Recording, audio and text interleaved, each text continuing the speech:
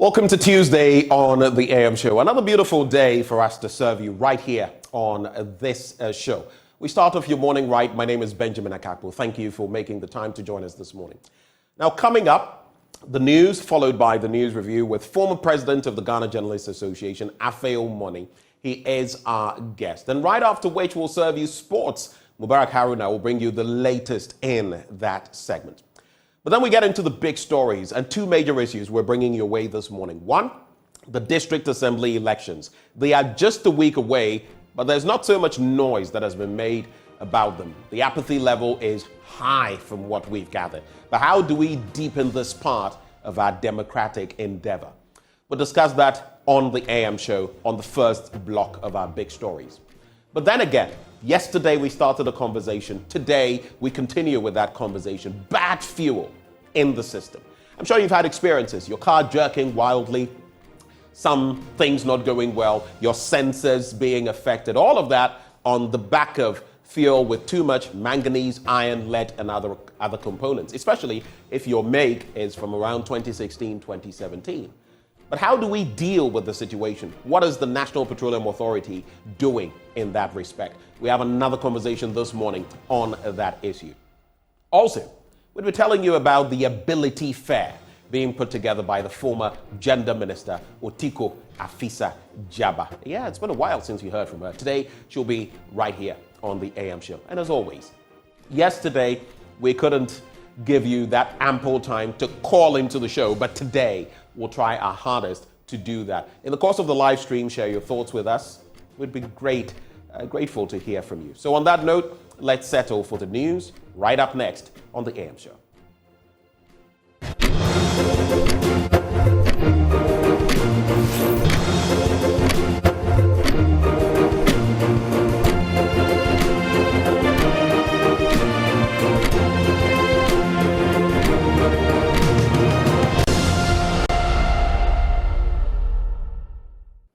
Welcome back on the AM show. Let's get into the news now. And in our first story, Foreign Affairs Minister Shirley Ayoko Boche has disclosed that the Economic Community of West African States is still continuing with its diplomatic engagement with the military junta in Niger, urging them to restore democratic governance, as evidenced in the two extra summits taken by the bloc. In a speech read on her behalf, she notes that the effect of 5 coups d'etats that occurred in 4 African countries is being felt by the entire continent.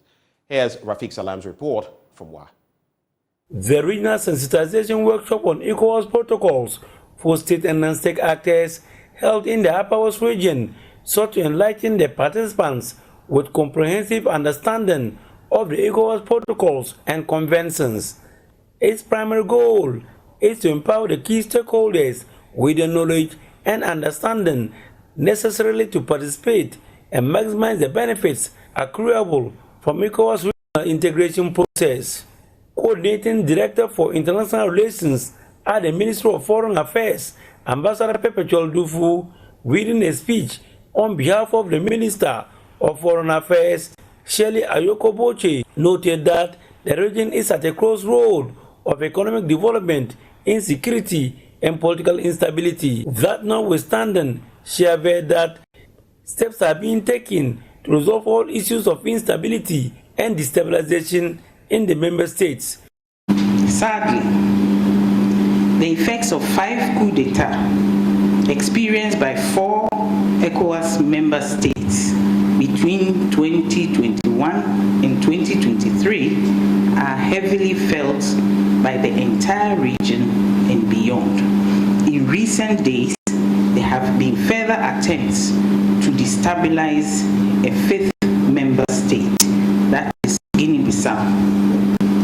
As far as mediation and conflict resolution is concerned, ECOWAS has a long history of successfully resolving cases of political crisis, such as the resolution of the civil wars in Liberia, Sierra Leone, and Cote d'Ivoire. In the case of Niger, ECOWAS is engaged in continued diplomatic efforts urging the junta to restore democratic governance, as evidenced in the measures taken by the bloc in the 2 extraordinary summits convened within a short space of time. We have just returned from the ECOWAS Summit of Heads of State and Government, which was held on the 10th, that is yesterday, and the communique will also give us further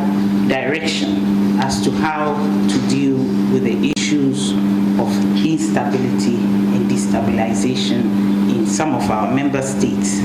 Former member of the Council of State and Paramount Chief of the Kulu Traditional Area, Nasir Bremer, commended the ECOWAS for establishing the protocols by all heads of member states to re-examine themselves in the area of good governance to avoid imminent coups in the region.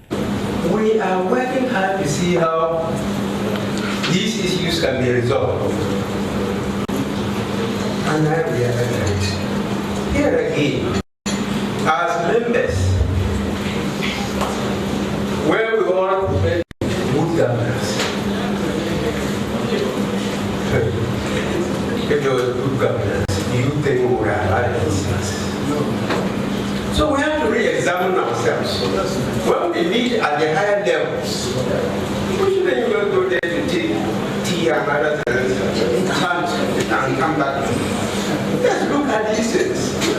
If sincerely there is good governance in this part of the world, I don't think that this is that to happen. Deputy Executive Director of the Center for Indigenous Knowledge and Development, CICOD, Daniel Bonuku, calls for the establishment of livestock corridors to regulate the movement of livestock and also to increase the economic potential of the region. How can we take advantage as the West African coastal region of this problem, especially when our livestock production, local livestock production, is reduced? The livestock meat, fresh meat we find in the market, 70% of it is coming from the Sahel. Go to the wild livestock market, check the animals that are killed there on daily basis. If we cut them off, we cut off a lot of local economic potential in the West African coastal region. So we need to find ways of dealing with it. And how do we do that? We need to establish what we call the livestock transhumance corridors. The corridors, in our view, is one way to regulate the entry. Because when we did the search around the Upper West region, there are over 67 entry points. Reporting for Joy News, Rafiq Salam. In our next story, the Bono East Regional Office of the National Health Insurance Authority is on a drive to educate the public on the importance of the My NHIS mobile app.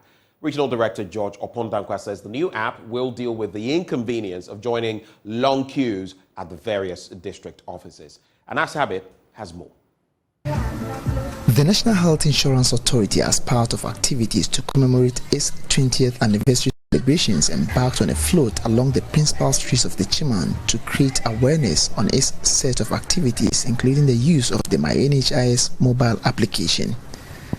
Bono East Regional Director of the NHIA, George Opondankwa, in an interview with Joy News, said the new app, which is available on the Google Play Store, was introduced to enhance registration of new and existing members without the inconvenience of joining long queues at the district offices. Today, Bono East Region, we launched this innovation. We have gone through the entire township of Techiman to educate the people on this very important app. We have gone to institutions today, we have entered shops, we have entered markets to educate the people on how to use the National Health Insurance app so that there will not be any need for them to come to our office even to register as new members, but they can sit in the comfort of their homes and register in National Health Insurance. George Opondankwa further emphasized that the new app will, amongst other things, increase the scheme's membership across the country. My NHS app is going to make health insurance very accessible and very effective, because you will not leave your workplace, you will leave the job that you are doing, but at the comfort of your home, you can register or you can renew your membership. He was however quick to note that the East region, particularly in Kranza, is the mother of the NHIA, and as such, the regional office take pride in championing the various activities of the scheme, which has over the past 20 years improved general health care of the people.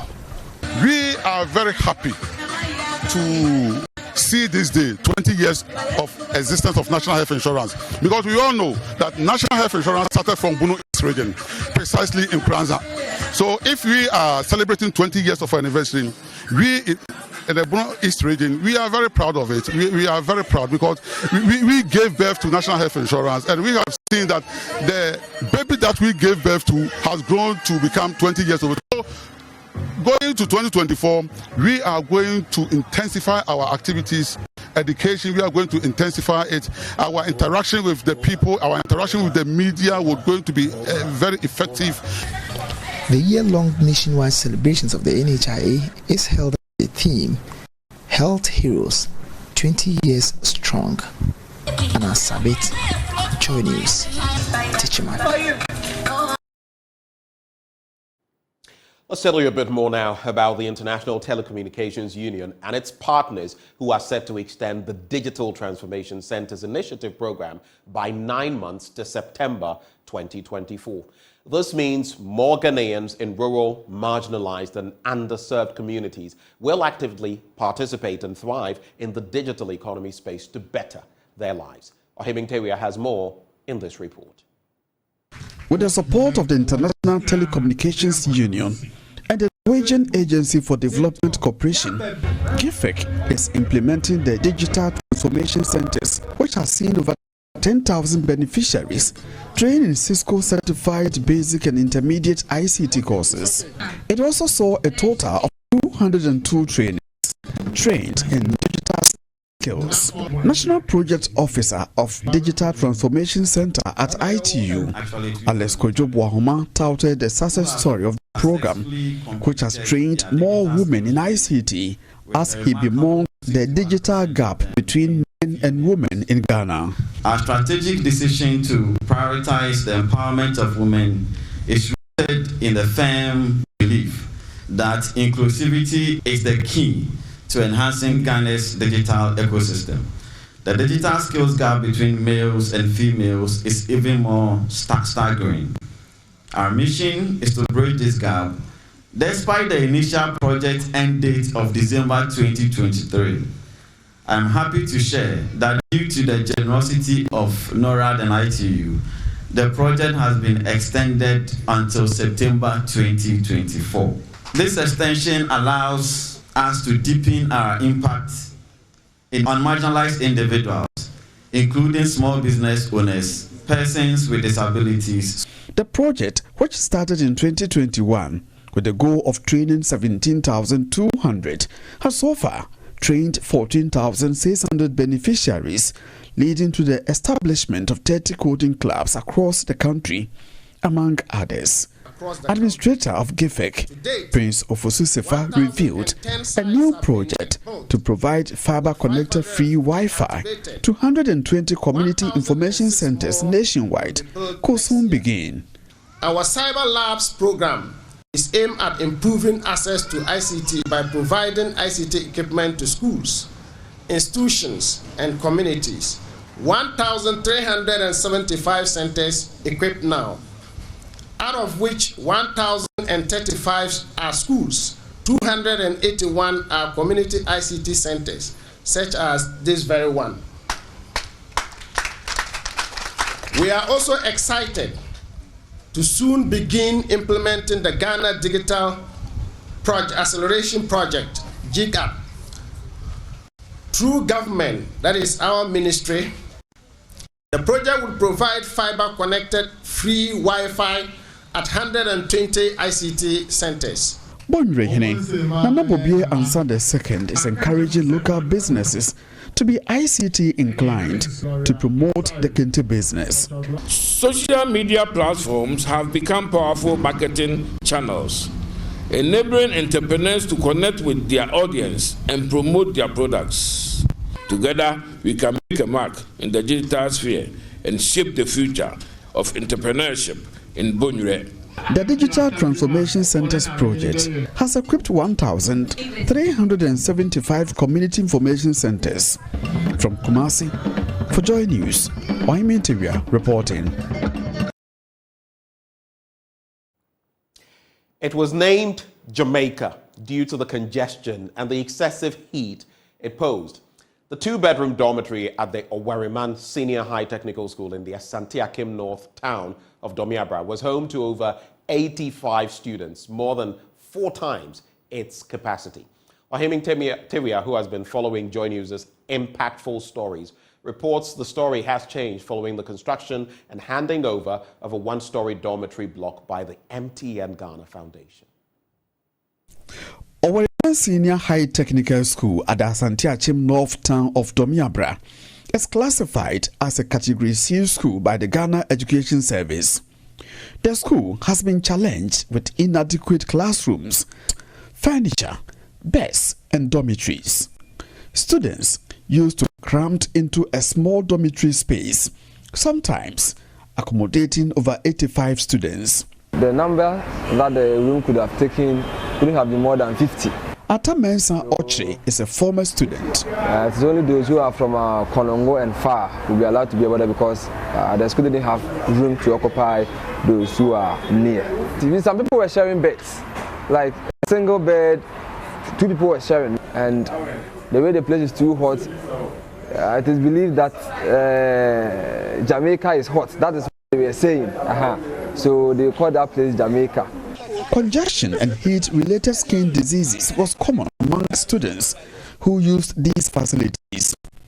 These students frequented the hospital for skin infections. This, according to Senior Housemaster Imoro Mohammed, earned the school a bad name among health personnel. We didn't have enough beds for the students to sleep on, so they were sleeping on trunks. And the day will not even pass by without taking the student to the hospital because of the congestion. At a point in time, the facility even had a problem with that because every day we were sending students to the hospital, and they thought maybe it was something that is intentional.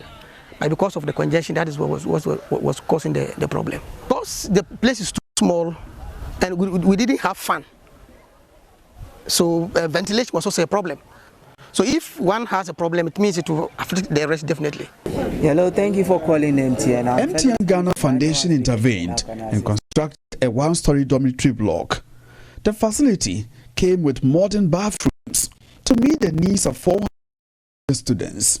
Ebenezer Tepe is Education Portfolio Officer at MTN Ghana Foundation. True to the foundation's objective of providing or improving educational infrastructure across the country under the education focus area, when we were approached by the school authorities of our Owariman Senior High Technical School, the foundation board approved some support for us to put up a one-story accommodation block or a dormitory for the school.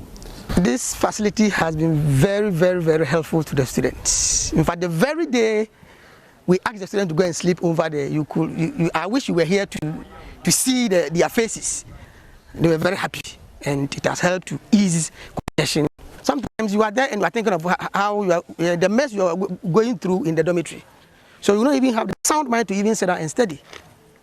So I can say that, in fact, this facility has been very helpful. The improved teaching and learning has aided the school to chalk immeasurable achievements in academics. The school has also seen its student population grow from less than 700 in 2014 to 2,039 in 2023. As of December this year, 1,660 were in the boarding house. Out of 732 candidates presented for the 2022 WASI, the school recorded 92% pass. Alexander Apia Eji is headmaster of the school. The incoming of the MTN boys dormitory helped us to increase our intake. So now we have more boarders. We monitor them, we check them, and everything is on paper. Because of that, the boarders do perform well in the school more than the day students. The MTN Ghana Foundation initiative has also opened avenues for individuals and corporate groups to reach out to the school. Whilst a philanthropist is constructing a modern science laboratory, the Ghana Gas Company has also cut short for the construction of a new home economics center for the school. Because the MTN came in with their structure, it has encouraged Ghana Gas to also come in, and as we speak, the sword has been cut for the construction of a new home economics block, or home economics lab. Then we have a philanthropy by name Mr. Kwabeno Bing. He's putting up a modern science lab for the school, and they are all taking initiative from MTN. The Asante Achim North Education Directorate hopes the collaboration with MTN Ghana Foundation and the Multimedia Group will continue for a positive impact on education. People are coming because of the work that MTN has already started, and I believe they have really set the pace. So we are really grateful to MTN for what they have done for Asante Achim North Municipality. From Asante Achim North, for Joy News, Oimenteria reporting. And that's the educational note on which we cap off the news. But stay with us. In a few minutes, we'll serve you the news review with former president of the Ghana Journalists Association, none other than Afeo Moni. That up next.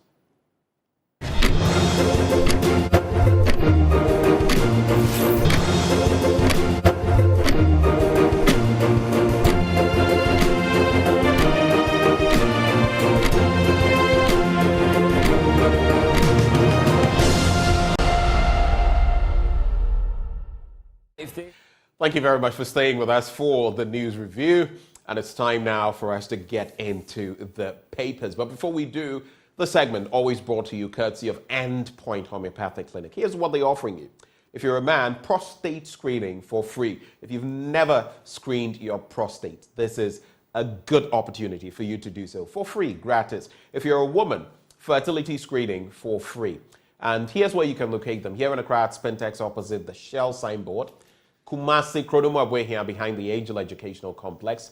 Takra Dianaji State, Tema Community 22, Techiman Hanswa and Esiamanzama. Their call lines 0244 867 068 or 0274 234 321. Endpoint Homeopathic Clinic, the end to chronic disease.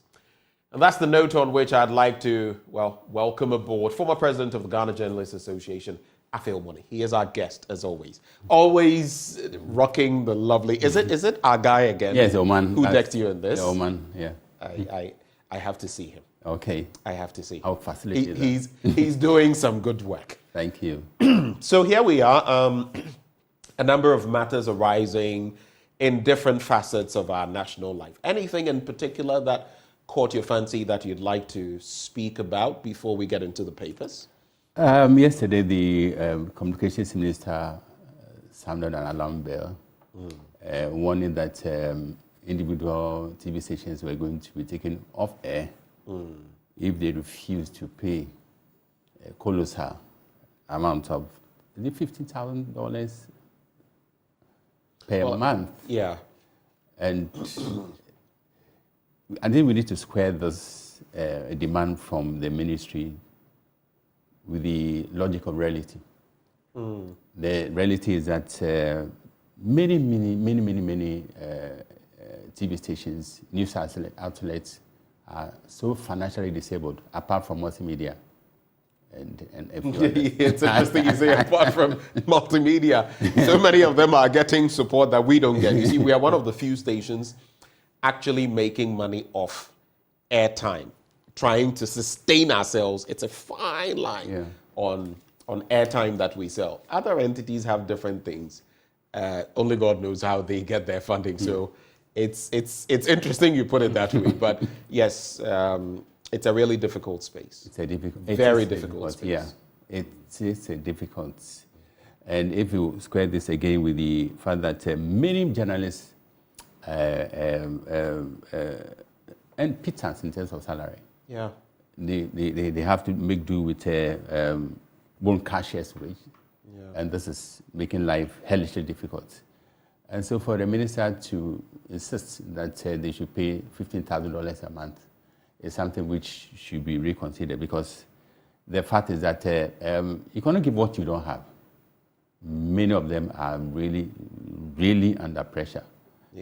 So life is hellishly difficult. So there's a need to intensify negotiations so that at the end of it all, consensus will be reached and peace will prevail. Well, most definitely a core issue to look at.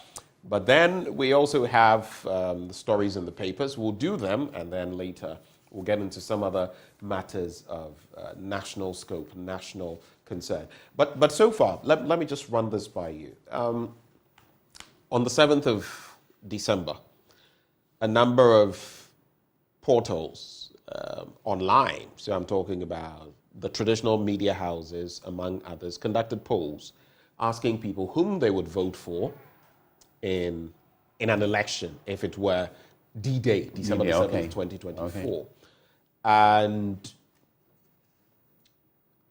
a number of them, looking at former Presidents Mahama, Dr. Mahamudu Bawumia, Alan Tremating, some even added the New Force, which has landed a Belgian friend in hot waters, among others.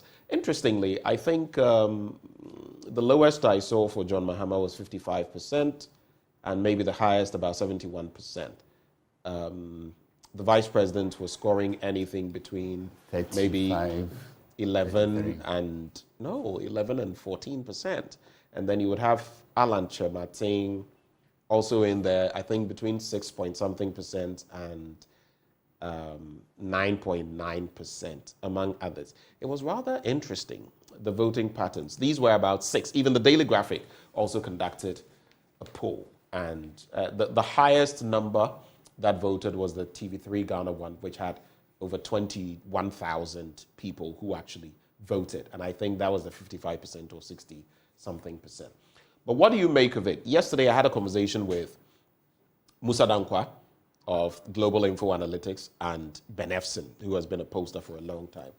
They disagreed on some matters, but I think one thing that came out was that Alan could pull a shocker, and that quite a number of his votes obviously would come from the MPP stock, and that there was quite a lot to look forward to in this election, looking at the dynamics of the two candidates of northern extraction, a former president trying to be president again, all of that. But the vice president. I don't know whether you saw any of these polls and what you made of them. I think I cited one by Global Info Analytics. Right. I think the figure I saw for Dr. Bawumia was 35,000, in the region of 35,000. 35%, 35%. Okay.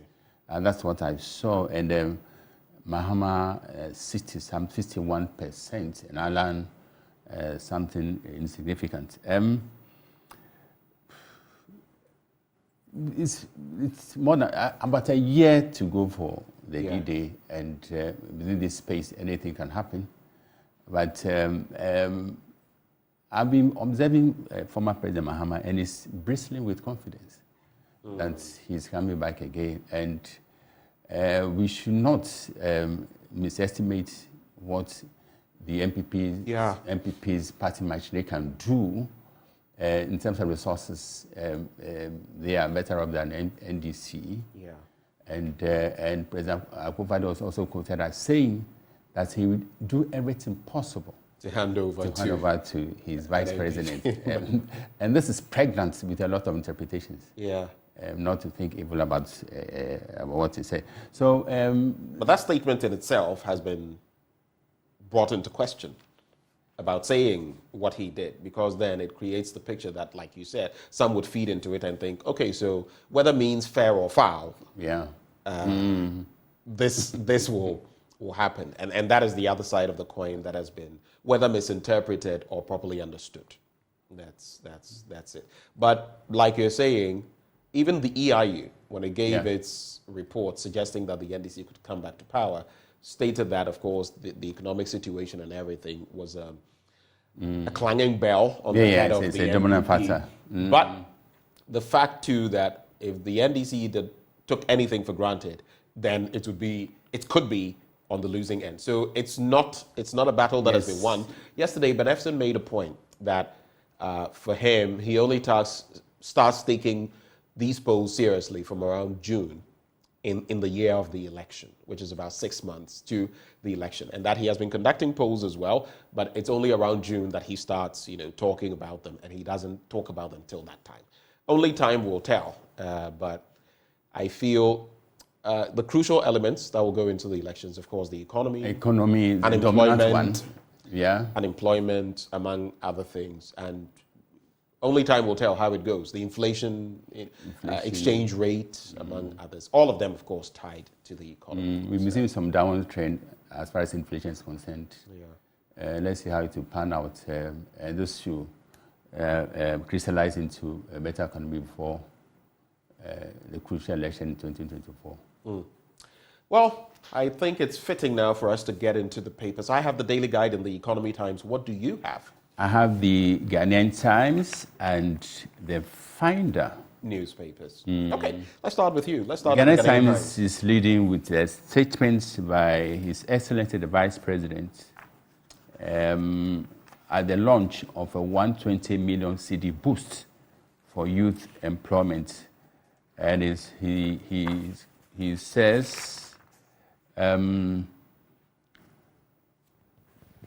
The 120 million program is anticipated to benefit 10,000 medium and small-scale enterprises, as well as 20,000 young Ghanaians, serving as a beacon of hope for those navigating the aftermath of the global economic downturn.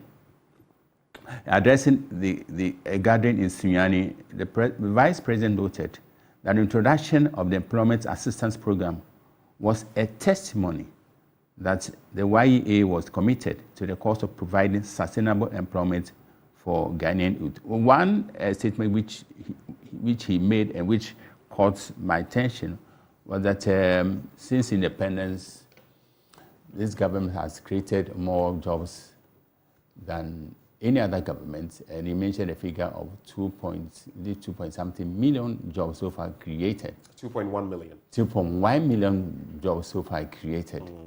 But we also need to square this against the fact that the rate of unemployment was 8% when they took over. Is now in a region of 13+%. So we need to. In putting out these figures, we also need to ensure that the propagandist element is downplayed. We present a bare fact. I mean, that's. But you can't expect the politician to. Well, at least in our politics, from my experience, from all the sides, you can't expect the politician to not do propaganda in our part of the world. That's what they do. That's what they live off, and that is where I feel it becomes problematic, because in other jurisdictions, there are facts and figures. There's no way you, the politician, you can play some politics, you can do some propaganda, but eventually you are exposed. Like a Trump. He would say certain things, and even Fox News, which is very skewed, would say that, oh, but this one, because the data is there. But here, there are different figures, different strokes for different folks. And so we say different things at different times, and it suits somebody. I mean, it's just the system we have. So this surprises me not at all, not in the least. But many Ghanaians are so discerning that swallow some of these figures who line a sinker without ferreting the fact from what politicians put out there. So citizens should recalibrate their expectations, because politicians are politicians. They will do everything within the sun to gain power. So the politicians' image is on the wane, and I think this is something that you should take into consideration when putting out or making public pronouncements. We also have stories. We also have a Catholic Bishops' Conference throwing their weight behind the passage of the LGBTQ bill. Very interesting. And I saw a statement that was put out on that specific yes. matter. No, you can go ahead. I'll fish it out and then that's and page 12 of the paper, and the story says the Ghana Catholic Bishops' Conference has thrown its weight behind the passage of the LGBTQ++ bill, saying it must be passed into law to protect authentic Ghanaian family values, which are under threat from homosexual acts. It has therefore commended the country's parliament for the effort and time spent on developing the bill, which, when passed into law, will promote proper human sexual rights and impose punitive measures that are commensurate with the acts of homosexuality. But I said you have the. I have the statement. So it's titled "Communique issued by the Ghana Catholic Bishops' Conference on the Catholic Church and the State on Homosexuality," and it starts by saying, "We, the members of the Ghana Catholic Bishops' Conference, in the light of recent discussions among many Ghanaians on homosexuality and whether or not it should be criminalized, have seen the need to address the theme, quote, the Catholic Church and the State on homosexuality." And they say homosexuality may be defined as sexual interest in and attraction to members of one's own sex. We'll begin by stating what the position of the Catholic Church is on homosexuality. So, of course, I cannot go through everything they say, but they quote portions of the Bible. For example, Leviticus 18, verse 22, "You shall not lie with a male as with a woman. It is an abomination." Similarly, in Leviticus 20, verse 13, "If a man lies with a male as with a woman, both of them have committed an abomination. They shall be put to death. Their blood is upon them." It goes on and on, talking about the Hebrew verb yada and its biblical euphemism for sexual relations, among others. Then it ends, we can state that in connection with everything else that it mentions, and this is quite a number of pages, we can state that the draft bill on promotion of proper human sexual rights and Ghanaian family values 2021, currently in Parliament, is in the right direction as it seeks to enact laws against criminal homosexual acts. What I don't want anyone to do is to take Leviticus 20, verse 13 out of context. The portion that says they shall be put to death, their blood is upon them, obviously, because sometimes overzealousness could mean. But this, of course, is in a context of the time where stoning and all of that for certain crimes, where, of course, today you wouldn't want to. It is not to say that my point on homosexuality is very clear. Some may say that, even from ancient times, centuries ago, some of our people have been involved in homosexuality. But is that the generality of the population? When I think it was the Afrobarometer conducted research on the tolerance level of Ghanaians, it was around the intolerance level, actually. It was around 90%. So that sends a signal to you. But should such people be ostracized, just like with HIV and AIDS?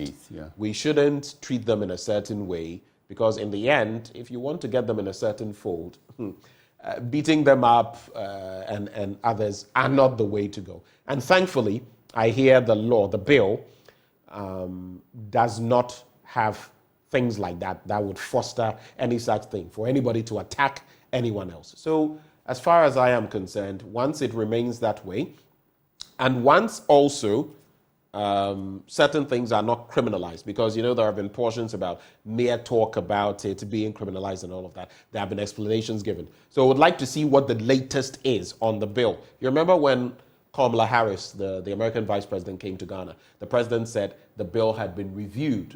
And all of that. So we would like to see what reviews have happened, and now that the speaker is pushing for it to be passed, what it would mean for the generality of the population, because those who may be doing such acts, engaging in such acts, are Ghanaian.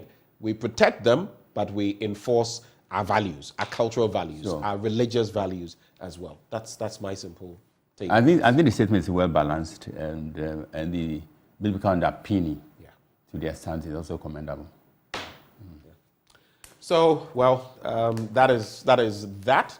Any other story you do before I get 10 legal miners arrested for mining in Oda River Forest Reserve, and I believe these are people who were making a living by doing the bidding of the bigger fishes behind. And the call has been so strident, and it bears repeating, that the authorities should go after people who finance some of these young boys and ladies. They are just to make a living by going to the site to dig for the financiers. So we should muster courage to deal surgically with people who finance illegal mining. I mean, that will make a dent in the fight against illegal mining. Right now, we are just scratching the surface, and the coalition of journalists against illegal mining, headed by Kennedy Ashigbe, has been so strident, vociferous in pushing for this approach, going after those financiers. A petition was sent to the IGP. Nothing has come out of that petition. One was also sent to the Attorney General. Is yet to see any action back in it. So this is the time for us to mobilize as many voices as possible, so that we'll force the government to muster the needed political will to fight this canker. All right, let's get into the Daily Guide newspaper now. Edam in court over woman's death. I'm talking about Ayigbe Edam. Edam, as he now calls himself. Re-examine Barari lithium deal. Atik Mohammed in there. Belgian New Force girl gets 20,000 Ghana cedi bail. And some people were saying, well, the billboards they had taken crab. How much is one? I also hear, in some instances, some political elements wanted to get some of these billboards, but the New Force had supposedly got it for a protracted period of time, extending to about 2 years, which means you can't, some of their billboards were vandalized and all of that, the New Force. So all of that is in there. Baumia launches YEA BEAP for jobs, and as for the launches of different programs for jobs. Any initiative which spin jobs, Ghana. Any initiative which can spin jobs for unemployed is most welcome. But how many drives do we have? Like 2 million of them. We have so many drives for jobs. Recently, I heard of another one for, mining communities, and they are going to, there's an E-something, and like, hey. And sometimes you ask yourself where exactly the jobs are going, because as a media person, I get a lot of information about some of these things. And you ask yourself, okay, so let's do a surgical analysis, for example, when the vice president says there are 2.1 million jobs that have been created. Where specifically? Are we talking of permanent jobs? Are we talking of rolling jobs like NAPCO, for example? I think he did mention the security services, the military, immigration, police. But those are things that every cycle will have. But their numbers have climbed up significantly in recent years. So those are the jobs that have been created. Yeah, I think they deserve some credit on that score. Anyway, it's not to say those aren't jobs, but the fact is that you look at unemployment is a huge, chronic problem, and we need to deal with this problem. There's also farmers commend Brian for driving innovation. That is Brian Echampong, the Minister of Agriculture. So let's get into the stories now. And I want to look for Edam's story first to start with. Let's get to it. Rapper Edam was yesterday hauled before a Kaneshie magistrate court for knocking down and killing a 40-year-old woman on the George Walker Bush Highway in Accra. The rapper, whose real name is Denning Agbeviade Anthony, has been charged with 1 count of careless and inconsiderate driving, contrary to Section 3 of the Road Traffic Act, and another count of negligently causing harm, contrary to Section 72 of the Criminal and Other Offences Act 1960, Act 29, that is. His plea was not taken by the court, but he was released on a 50,000 Ghana cedi bail with 2 sureties and is to reappear in court on February 15, 2024. The offense of careless and inconsiderate driving carries the punishment of a fine of up to 24,000 Ghana cedis or an imprisonment term not exceeding 5 years or both. Negligently causing harm contrary to Section 72 of the Criminal and Other Offences Act 1960 is a misdemeanor. There's more to the story, but rather troubling situation there with Edam. Highly unfortunate. He's a product of my own school. He's someone I know. It's not a very close or personal relationship, but at least someone I have met a few times. And it is sad that this has happened, but we'll see how the matter pans out in court. There's also... I'll give you ample time to respond to the different stories. Re-examine Barari lithium deal. And Mass Action for Sustainable Development, a non-profit organization, has called on government, especially Parliament, to re-examine the lithium mining lease agreement with Barari DV before ratification. Speaking at a press conference yesterday in Accra, the executive director of MASDA, Atik Mohammed, said although Section 25 of Act 703 created room for setting of royalty rates higher than 5%, it did not set a specific rate giving the 10% royalty of total revenue that would be paid by the company to our government. That, he explained, made the 10% royalty rate to be paid to the government discretionary and arbitrary. According to him, Ghana is also likely to earn less royalty income in the future in the event that the prices of lithium increase. Yes, it is true that the prices of lithium have plummeted in recent times, but the fact too is it is what we have now. Lithium is powering, the electric revolution of our world. And the former Chief Justice Sophia Akufo has spoken about the fact that this is a Gaggersburg-like deal. I don't know, when I listen to the Lands Minister, sometimes we like to major in the minors. So the law says above 5%. So you get 10% and okay, let's celebrate.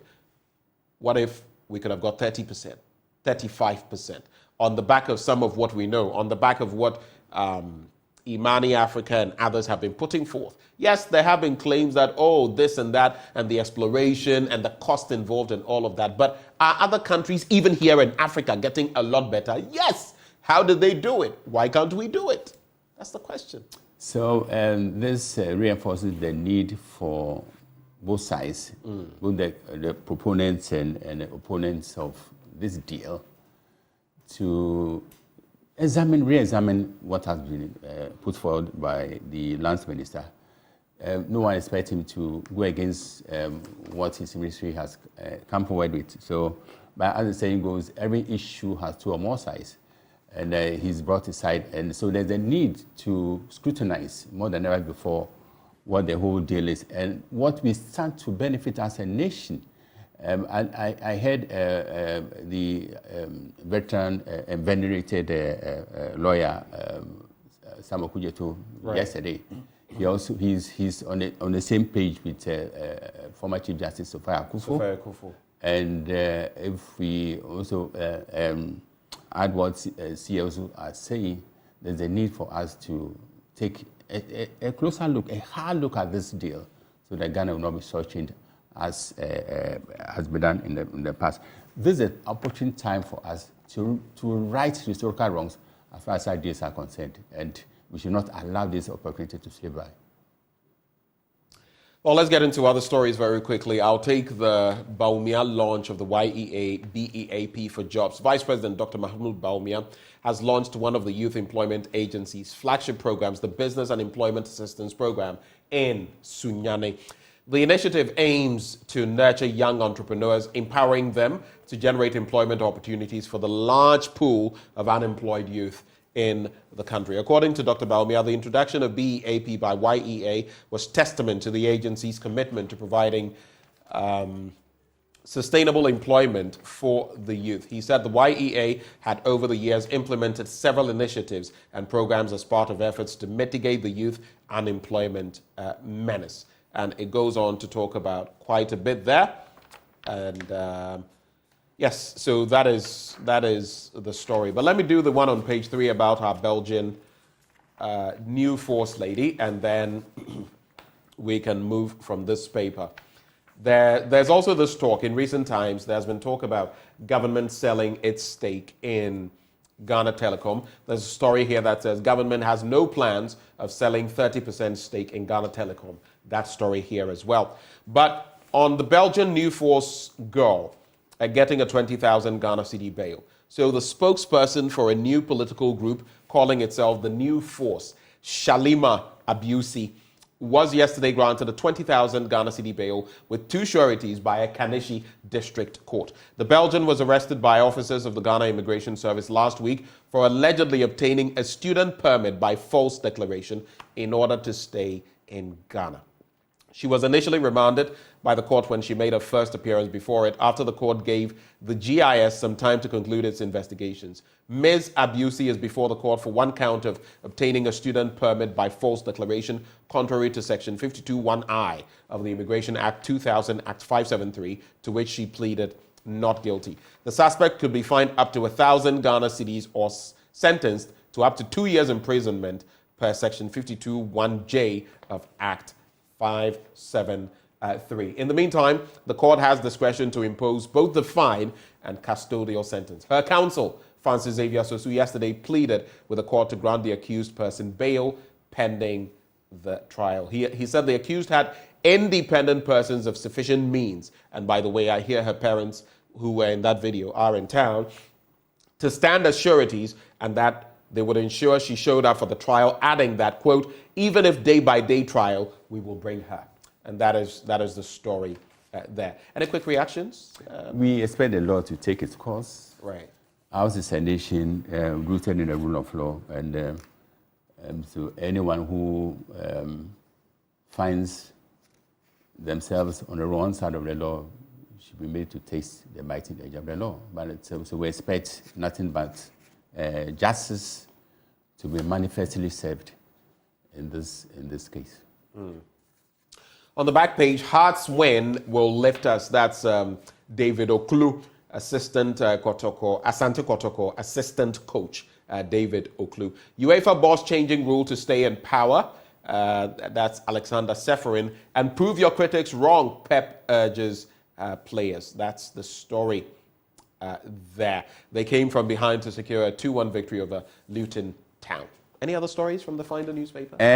Finder, there's an angle to the LGBTQI debate coming from Professor Yeboah Mante, the immediate past monitor of the General Assembly of the Presbyterian Church of Ghana. And it says we should shift away from the Western gaze in addressing the LGBTQI challenges.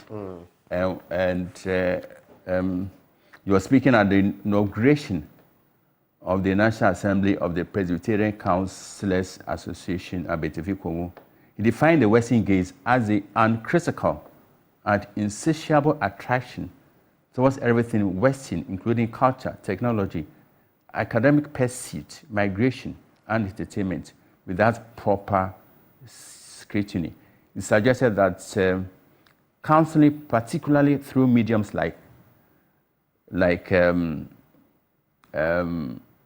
counseling, should play a significant role in helping society deal with the realities of LGBTQ. I think, the point is well made, well articulated, and coming from him, I think it should carry weight that we should not refract this issue in the lenses of Western powers. Ours is a sovereign nation, so we have the right to do what is suitable to our cultural circumstances and religious beliefs.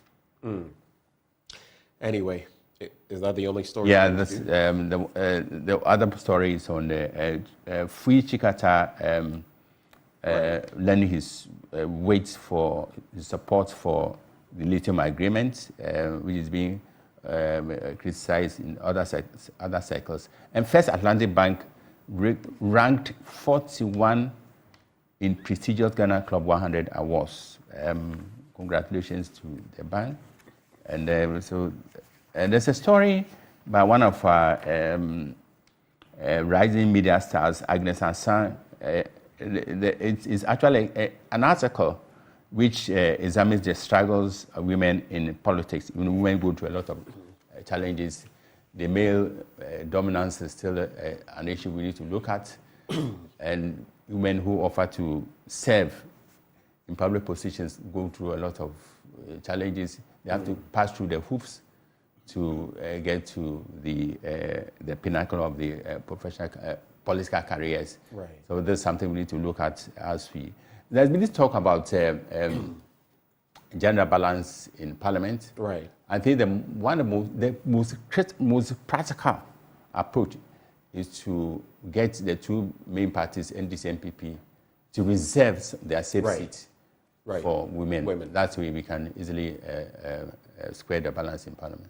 All right, that's an interesting, proposal. I've always been for some gender balance. I think it's Ethiopia that has quite a balance. I think now there may even be, if Rwanda, more Rwanda, women, we have more women. Rwanda, more women than men in Parliament.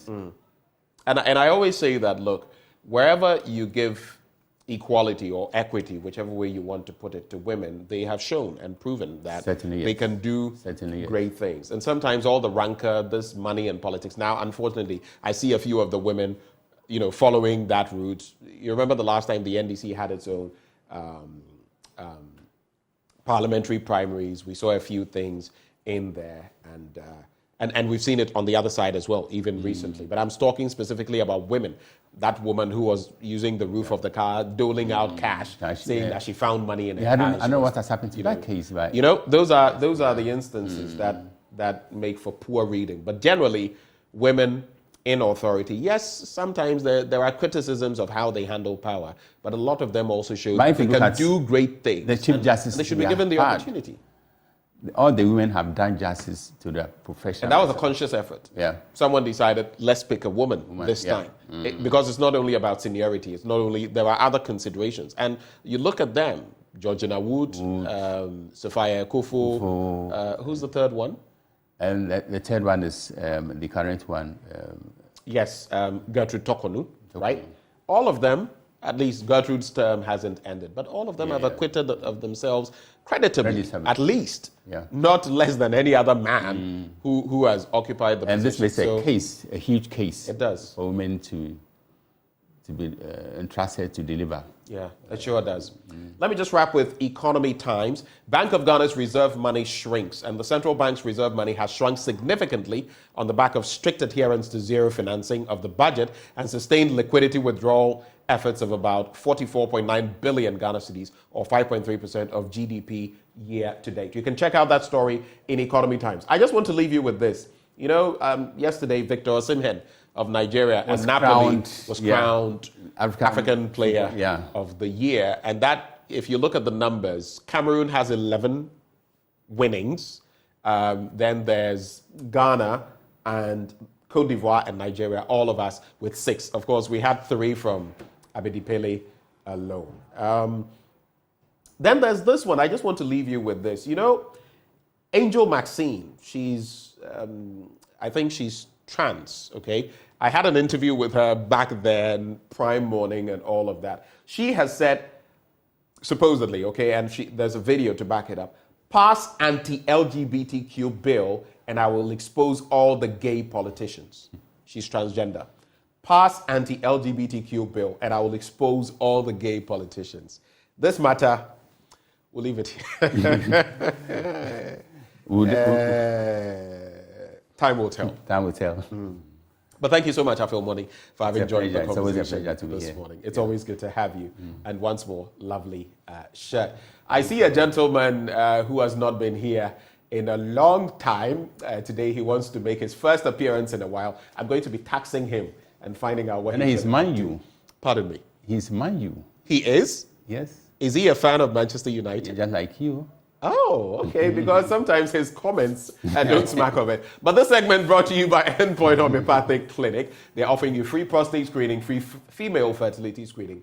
Here's where you can locate them. Here in Accra, they're at Spintex opposite the Shell signboard. There's Kumasi, Kronomo Abwe here behind the Angel Educational Complex. There's Takrade Anaji State Tema Community 22, Techiman Hanswa and Esiamanzima. Their call lines 0244 867 068 or 0274 234 321. Endpoint Homeopathic Clinic, the end to chronic disease. Manchester City had quite a scare, but the gentleman who is going to pop up, it's not Mubarak Haruna today.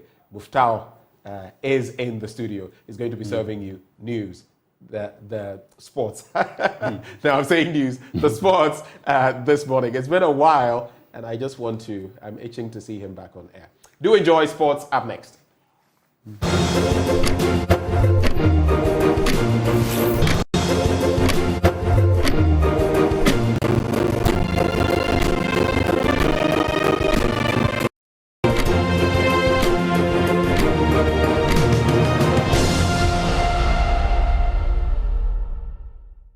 you know your assemblyman? No, please, I don't know. Yeah, minimum assemblyman. Yes, I know my assemblyman. No, I don't know my assemblyman.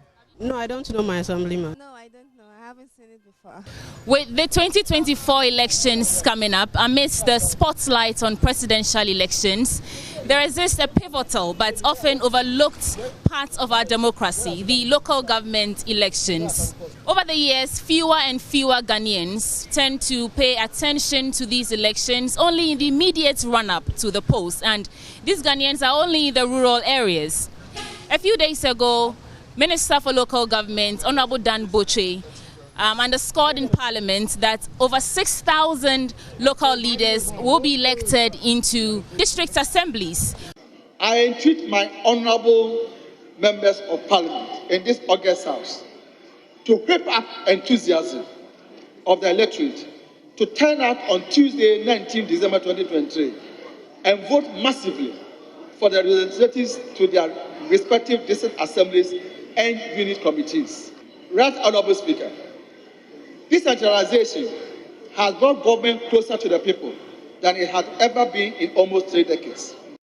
We are simply looking for insight on the roles of these assembly members, if they're living up to their expectations, and generally how we feel about them, because each one of us belongs to an assembly, and these local leaders, paid by our government taxes, have a crucial role to the development of our community. And the question I'm saying is simple. Uni wa assemblyman ana?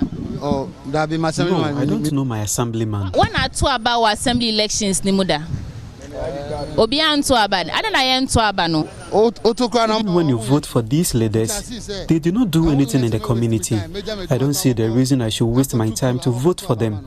It's always a repetition. You vote one into power, and they don't do anything until the next elections, and the next person is voted into power. There really is no use in voting for them. I have noticed that if you vote for any leader in this country, you are simply giving them opportunity to enrich themselves and their families. That is why I'm not interested in voting for anyone. When him say you right no responsibility say we elect you for local government, I also be representative. So if something is going on in your community that is not good or needs the attention of government, that is the person who is supposed to go and represent and talk about your grievances. How do we make sure say going forward the right thing is done? Oh, I'm not only person I can vote to them. I am not the only person who needs to vote for them to work. If I don't, someone else will, and if they win, they will do what they have to do. And you have win. So what you're supposed to do, you have to do it. Well, from this little disco, it is clear that the disconnect between the election of these local leaders into assembly and districts and the roles and responsibilities that they are supposed to be fulfilling is one clear reason why there's a declining voter participation in the local election.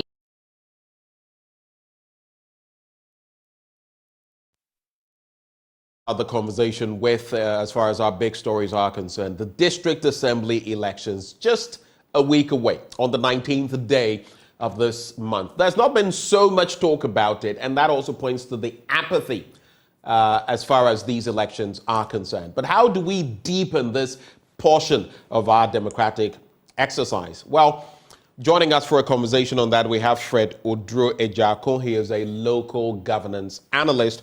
He joins us via phone. Fred, a very good morning to you, sir. Hello, Mr. Ejako. Hello. Right. It's good to have you join the conversation, sir. Like we know, earlier in the year, we had the registration exercise conducted by the Electoral Commission on the back of these district-level elections. Quite a number of people registered, some of them first-time voters, as was the case, or as was the reason for this registration exercise. But now we've got to the point where we're about to go to the polls. But I'd like to start off the conversation from what this election is all about. Like we've said, there's a lot of apathy. Many people don't even know what the elections are, and some don't even care. Let's talk about this level of elections, the district assembly elections. What specifically are they?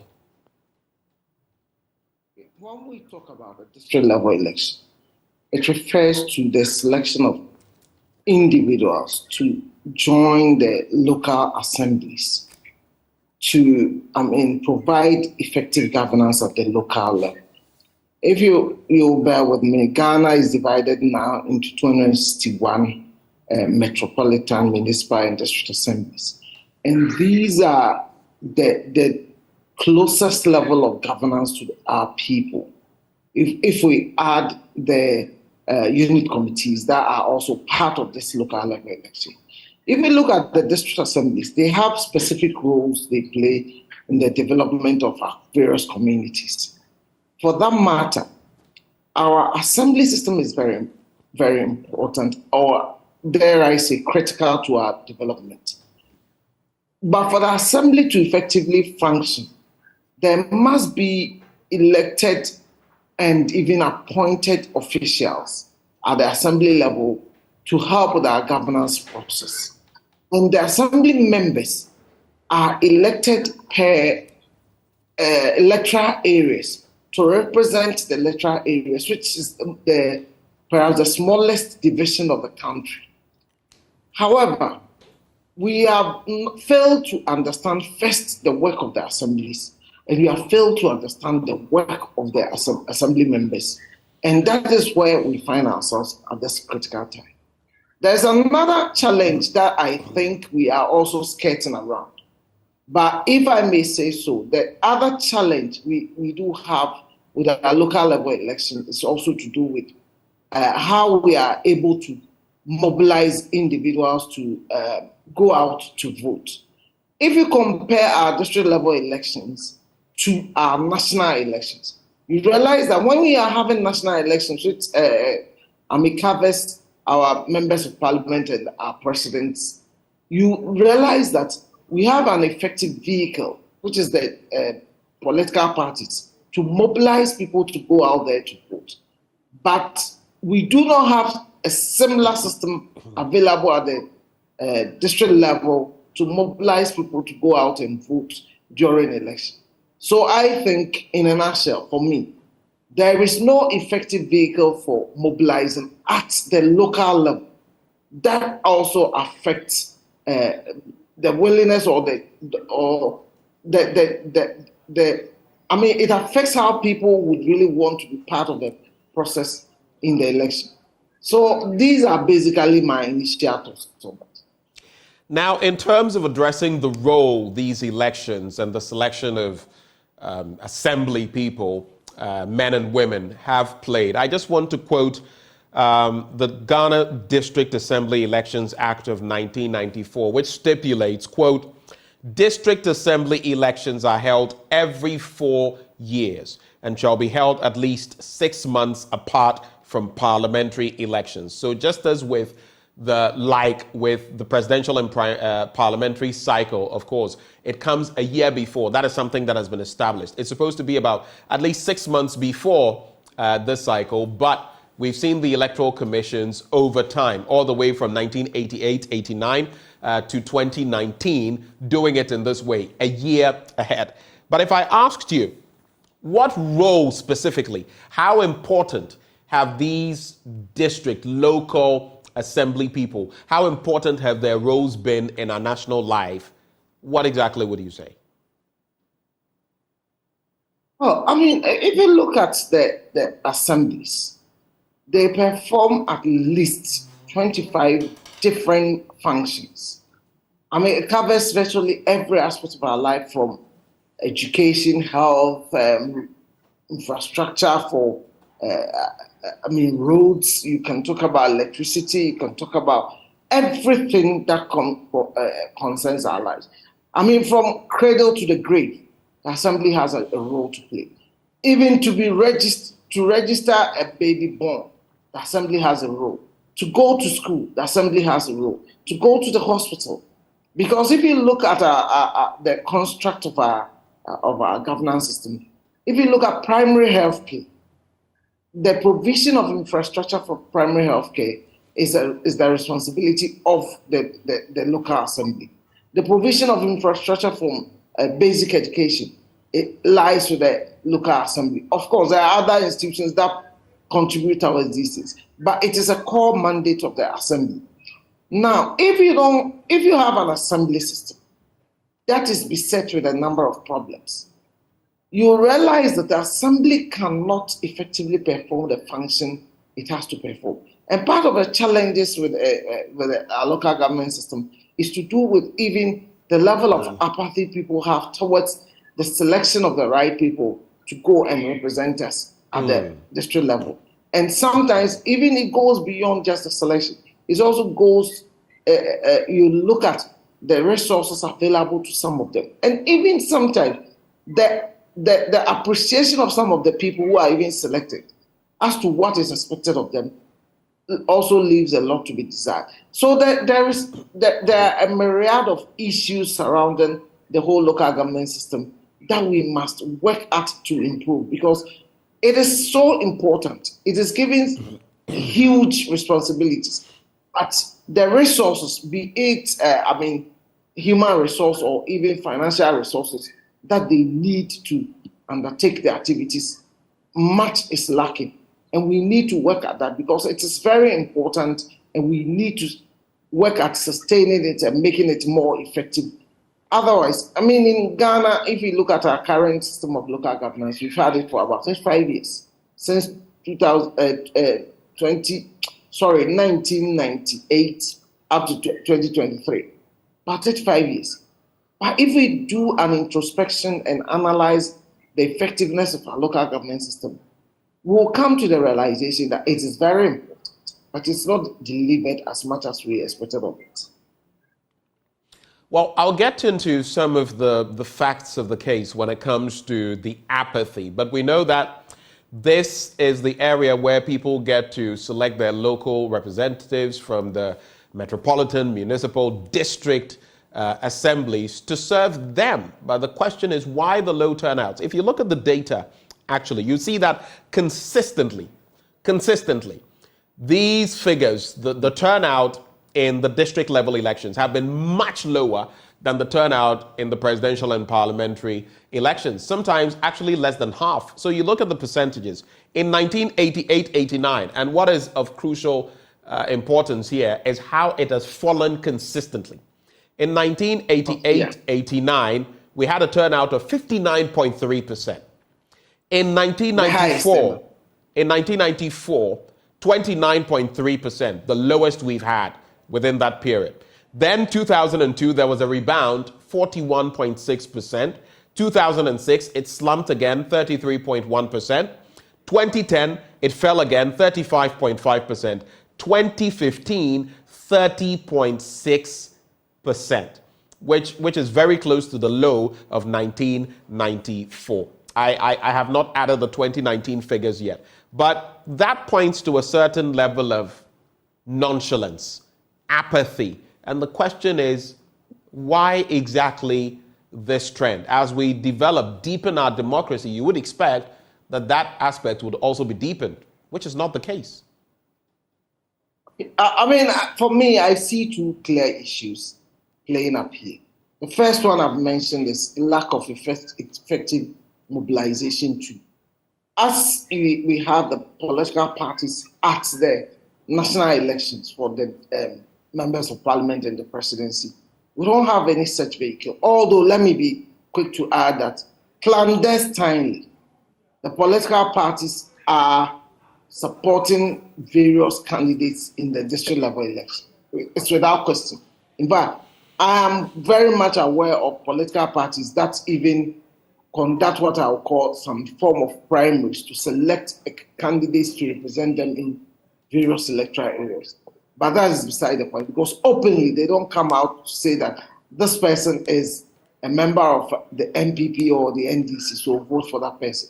But even if you look at the kind of the posters some of them use, they try to identify with the political parties they like. I remember in the last election before this one, I saw a lady who was so smart in the Jowulu areas. There are certain parts of Jowulu that were known to be voting MPP, and he was using blue as a background for her posters. But when she gets to other parts of the area that were known to be NDC, she was using green as the background colors for her posters. But that is beside the point. The critical issue is that there is no effective mobilization to like what we have for the political parties. The other thing that has come to my attention is also to do with people have come to the realization that the role of assembly members, they don't have a lot of powers to ensure effective development, because if you look at the construct of our district assemblies, there's so much central government control over the assembly system. So the assembly itself is seen as just a continuation of central government to an extent. So some people think, after all, if we elect as an assembly member, that assembly member cannot go into the assembly and insist on the chief executive, for instance, doing certain things in certain direction. Because at the end of the day, it is just an extension of central government administration happening at the assembly level. This is also something that is playing up within the whole situation, that we need to work at ensuring that the assemblies are as decentralized as possible, where the control of central government will be minimal, to the point that central government can only maybe come in to provide controls over expenditure and stuff, not in terms of, using the funds to the purpose they are intended for, but not to tell them that use your funds for this purpose or for that purpose. But we need to work at some of these things. But it's sad that we wait until times like this before we start discussing some of these things, because these are age-long problems that are beset with our local government system. And we must begin to talk about these things prior to these elections, so that we can educate the public about the need for us to have effective local government system. All right. Now, the interesting bit in there, you talk about the political parties and, of course, NDC and NPP. It's interesting because right ahead of these elections, I've had some people reach out to me over myriad issues in respect of those who can participate, those who can't participate, and what this really means. We do know that public officials, just like with any other elections, so let's say a soldier or a member of the police, if you want to dabble in politics, you would want to step aside, like we saw with Lanshini Tobu, and then embark on politics. But we even have those who are in public service wanting to compete. I want you to clarify for everybody, can such people compete? Generally speaking, if you are in the security services, you are not allowed to participate. But beyond that, unlike you see, our local government system, we have said, the Constitution clearly states it's non-partisan. So you are allowed to, virtually everybody is allowed to participate in the local level election. You can contest, you can stand for election as a member of the assembly, and it's allowed. However, the law does not allow you, if you are working for an assembly. For instance, if you work in the AMA, you are a member of staff of the AMA, you cannot be a member of the Accra Metropolitan Assembly. That is, you can't contest an election and be voted for to be a member of that assembly. But if you are moving into another assembly, that one you are allowed. And this must be clarified. Because it is not partisan, it is assumed that even if you are working for any of the public services, you cannot be compromised. Except that you cannot be a member of assembly in the assembly within which you work as a public servant. That is the only bar for anyone seeking to contest as a member of the assembly. And the other bar would be, for example, being with the security services, like a military officer, police officer, immigration, among others, right? Those ones you are not allowed. Because I hear of one instance, and why I brought it up, I've done my own research which corroborates what you're saying. There's someone who supposedly is a soldier who, in one of these assemblies, for the sake of being, let me just be tight-lipped on that. I will not mention the specific assembly, but he wants to go. He has, in fact, on the ticket of, though we say the political parties are not in there, but this person is at a certain point and is also hoping to contest. That's why I brought up that question. Before I that person is debarred. That person cannot contest, and he should be stopped from contesting. Right, and which is what I made mention of to those who contacted me, but it appears this person is still going ahead, and I'm wondering what is happening. Maybe the Electoral Commission would have eventually, maybe if they don't know that this person is a member of the public service, specifically a member of the military, then I guess at some point it would have to be brought forth, because others had indicated that they had brought the matter forward, spoken to relevant authorities, and still this person was going ahead to compete. But like you have corroborated, this person should be barred from competing. That was why I brought the question forward. It is not right. I mean, I think ethically, the individual should know that even before we get to the legality of it, ethically, if you are within certain services, I mean, the security services particularly, the military and the police especially, you know straight away there are certain things you cannot do, and these are clearly one of them. So for the sake of, I mean, you are a military person, and your assembly is sitting, and at that time you have to be engaged in certain activities. But how do you go and represent your people? So the person should be advised strongly to desist from that. And if the person is failing, I mean, all the various institutions must be informed, including the service the individual belongs to, must be informed that this is what such an individual intends to do.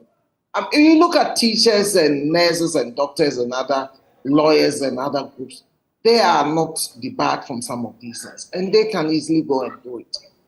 Once you choose to be in the security services, you must understand the implication and how you could be needed at critical times, and you fail to represent your people. And so you'll be doing a great service to the people you represent. If by the nature of your full-time employment, you cannot be available when your people need you. Do hold for me, Mr. Jacko. Let me bring in Alfred Asiedu Ajay. He is in the studio here with me. He is presiding member, Accra Metropolitan Assembly. Mr. Ajay, a very good morning to you. Thank you for joining the conversation. Is there a specific reason you're in white ahead of the elections? Today is exactly a week to our district level election. Yes. I'm swimming into victory already. You're swimming into victory? Already. In which pond or pool? Aveno electoral area. I see. Okay, so that's pretty close to us here, Aveno electoral area. So you are the presiding member. Tell us about what preparations have gone into, all of this process. Of course, we had the Electoral Commission coming through with the registration exercises and all of that. Sometimes there are problems with the timelines, like we saw in 2015, where even the elections were postponed twice. All these have come to bear, and I'll be raising them with Mr. Jacko as well. But what has gone into the preparations ahead of the elections we're having on the 19th? Okay, so on the part of Electoral Commission, they have a limited registration, which was done. Yeah. Even it was also back with a lot of challenges, because the issue has to do with that why must it be done in one specific area? That maybe, for example, in Aveno is part of Okankwe South. Mm-hmm. Okay, we have 8 electoral areas, and one particular place was chosen for that. Meanwhile, it could have been held in all the electoral areas. Okay, so that was also back with some challenges, which a lot of people did not even attend to even register. So that one has been done.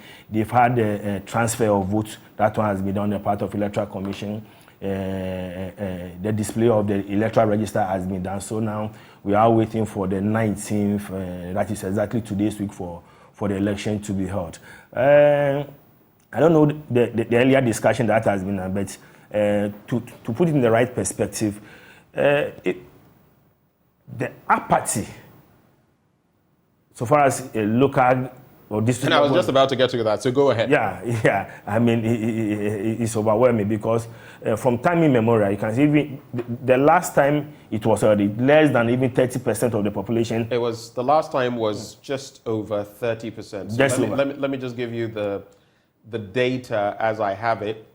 1988, I don't have 2019, I'm still checking. It may have been slightly higher.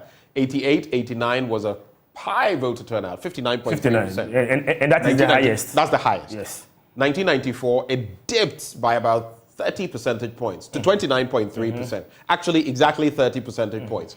Then 2002, it shot up again to 41.6%. Then in 2006, 33.1%. Then in 2010, 35.5%. 2015, 30.6%. I'll get the 2019 figure, hopefully, so we can look at it. That is good. But that's been the tale of the tape. And the question is, why the apathy? From where you sit, you are in the thick of things. Yes. Why do you think there's that much apathy? One, I think we need to look at it from this perspective. National Commission for Civic Education, there's a lot that they need to do in terms of intensive education of the population, so far as local governance is concerned. That is one aspect. The NCC will also tell you about logistical constraints. Okay, Their head, Kathleen Addy, is a good friend of mine. I've had interviews with her. It's not an easy task. Yes. With what they have. Okay, so still, but they are expected to do that. They are expected. That is why that institution was set up purposely for that. So irrespective of their challenges, I mean, they need to do the needful and also echo their challenges to the appropriate quarters. As a citizen, we expect that the education should be more. And if you talk about how do we call it, logistics, when it comes to the national election, do they have the same issue with logistics? Because you can see the intensification of education to the population. Are you suggesting that entities like the NCCE, they discriminate when it comes between local level elections, like the district assembly elections, versus the national elections? Are you saying there's some discrimination? Okay, I will not put it in that context. As you said, it will be with the logistics, as they rightly put it. So the question is that, does it mean during the national election, that the 7th December, which we all know, they get a lot of logistics for that? That's the first question. Does it mean when they come to the local district level election, they get less logistics for that? If that is so, why? That's the question we need to ask ourselves as a nation. Why? Does it mean that as a nation we don't prioritize district level election? That is one aspect of it too. Yeah. Okay, so looking at these, you've spoken about the levels of apathy and all of that. How are you dealing with it in your own context, even as you go to the polls? Because that is also a determinant. Sometimes you talk about, X number of people voted. If you are in your electoral area and you're having, 25% of people voting, I don't know what sort of mandate that is, basically, for you. Yes. Because it's about a quarter of the voting population actually coming out to vote. But it's just about the apathy. So what has that meant for you, and how are you going about it to whip up? So that is why you, the assembly member, you have to do a lot of work. You need to make sure that you whip people. You need to make sure that you intensify your campaign from room to room, door to door, everywhere you need to go. Because trust me, you will not get that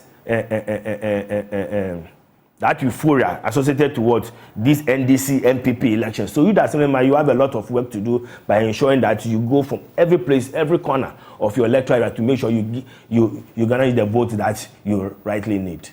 Now, in terms of what these assembly people do, men and women, at the local level, and it's crucial because a lot of the time we talk about development, infrastructure, and all of that. It starts from here, even though we have the DCEs among others, but the assembly people have a crucial role. Water, infrastructure, everything in there.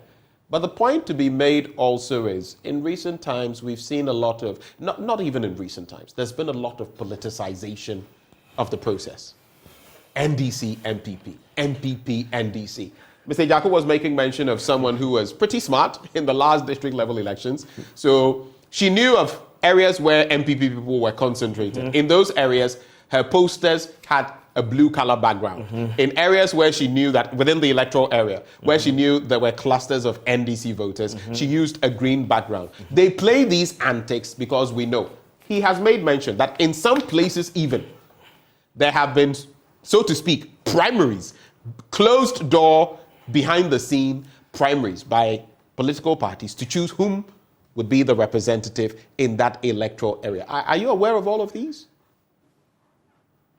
I am the presiding member for AMB, 3-time consecutive presiding member. Right. I've been 2-term assembly member for Abino. You see, as a nation, it's like we tickle ourselves and laugh. Okay? The issue is that district level election on paper, they say it's non-partisan. But I tell you, it is highly partisan. Highly partisan. Okay? To what extent? Okay. If I said out of 10, out of 10, how partisan is it? It is 7 to 8% partisan. That's about 70 to 80% partisan. Yes, that's what you're saying. Yes, that's what I'm saying. From experience. From experience. Let me explain to you. When I got to the Accra Metropolitan Assembly, proud to me becoming an assembly member, I was working with some international NGOs. Okay, I thought to engage yourself into politics. So I can say that riding on the back of the NGO, the work I was doing, that is why my committee members. So I personally went to the assembly, not on the ticket of any party. Okay. Even though I know the party that I belong to. Okay. So you have a party. I have a party. You belong to a party. I belong to a party. Right. When I got there, at the assembly, we had our orientation and everything. Within the next week, they say, we are having, which party do you belong to? NPP or NDC? We are having pro-NPP caucus meeting, pro-NDC caucus meeting. Wow. I'm telling you on a fact. How shocking was that for you? No, it was a little shocking to me because, because of my orientation with these NGOs, the work we're doing. Right. So definitely you need to belong, whether you like it or not. So were you forced to take a side? It's not like you were forced. You had to. You had to. So you've taken a side. You attend these caucus meetings? Yes. Okay. So wow. So you attend every assembly. They have the pro-NDC assembly members. We have the pro-NPP assembly members. It is there. I'm speaking to the facts. Okay. Wow. Even as at now, the entire 422 electoral racing we have in Ghana, pro-NPP know the number of seats that they have. Pro-NDC knows the number of seats that they have. It is there. Every assembly. We have the pro-NPP caucus. We have the pro-NDC caucus. It is not a bad thing, though. So let me go on. Now, when you come to the elections of choosing who to become, for the assembly elections, there are primaries. There are? Yes. You agree with me? Yes, I agree with me 100%. Behind the scene, there are primaries. Okay, sometimes it become a tug of war because maybe, for instance, maybe I'm popular in my electoral area at Aveno. Okay, the population, they all like me, the work that I'm doing. Okay, maybe then I'll go to the primaries at my party level and I will lose. Right. When I lose, I say, no, there's no way I will agree to that. Because okay? You know you have the people. Yeah, I know I have the people. So there are some places that even some assembly members who defy the party, right, others are sanctioned. It is there. So you see, as a nation, we keep lying to ourselves. Now, another blow is this. When most organizations want to increase the number of elected women at the assembly. Okay, sometimes GIZ, they are doing very, very well. Maybe from 3-4 months before the election.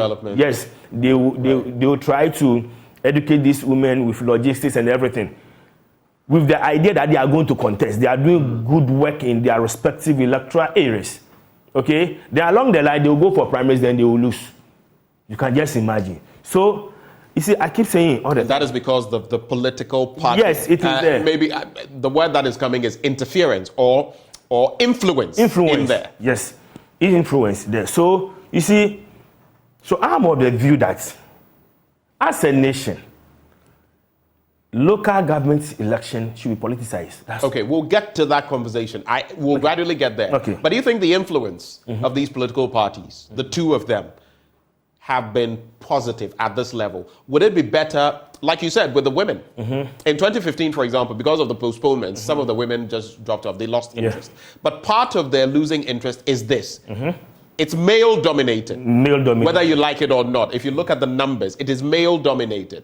And there is also the financial end. Some people also have to, just as with MPs and ministers, at a smaller level, but assembly people also have to do certain things. And that keeps a lot of women away. Do you think the influence of these political parties in the district assembly elections and more, local government, it's been positive? Or would you prefer that we let it be a level playing field without the influence of the political parties? At the moment, I believe there's no turning back when it comes to the politicization of our local government election. There's no turning back. We've gone political. And no, that is it is not. We can't turn away from that. It has come to stay. Okay, that as a nation, we keep lying to ourselves. Maybe you tickle yourself, you laugh. It's not enjoyment. It's self-induced laughter. Okay, so it's like there's nothing we can do. So let's go by that and regularize what we are doing. All right, hold for me. Let me bring in Mr. Ejako. You've listened patiently, Mr. Ejako. What do you make of the comments of Mr. Ejay here in the studio? He's a presiding member. He is with the Accra Metropolitan Assembly. And this is what he is saying. Those realities, are those realities you know about the influence of these political parties, even at this level of elections? Well, they are real. I did mention that earlier. And Honorable PM knows a lot. I mean, he's an experienced assembly member and an important assembly member in the country as a whole.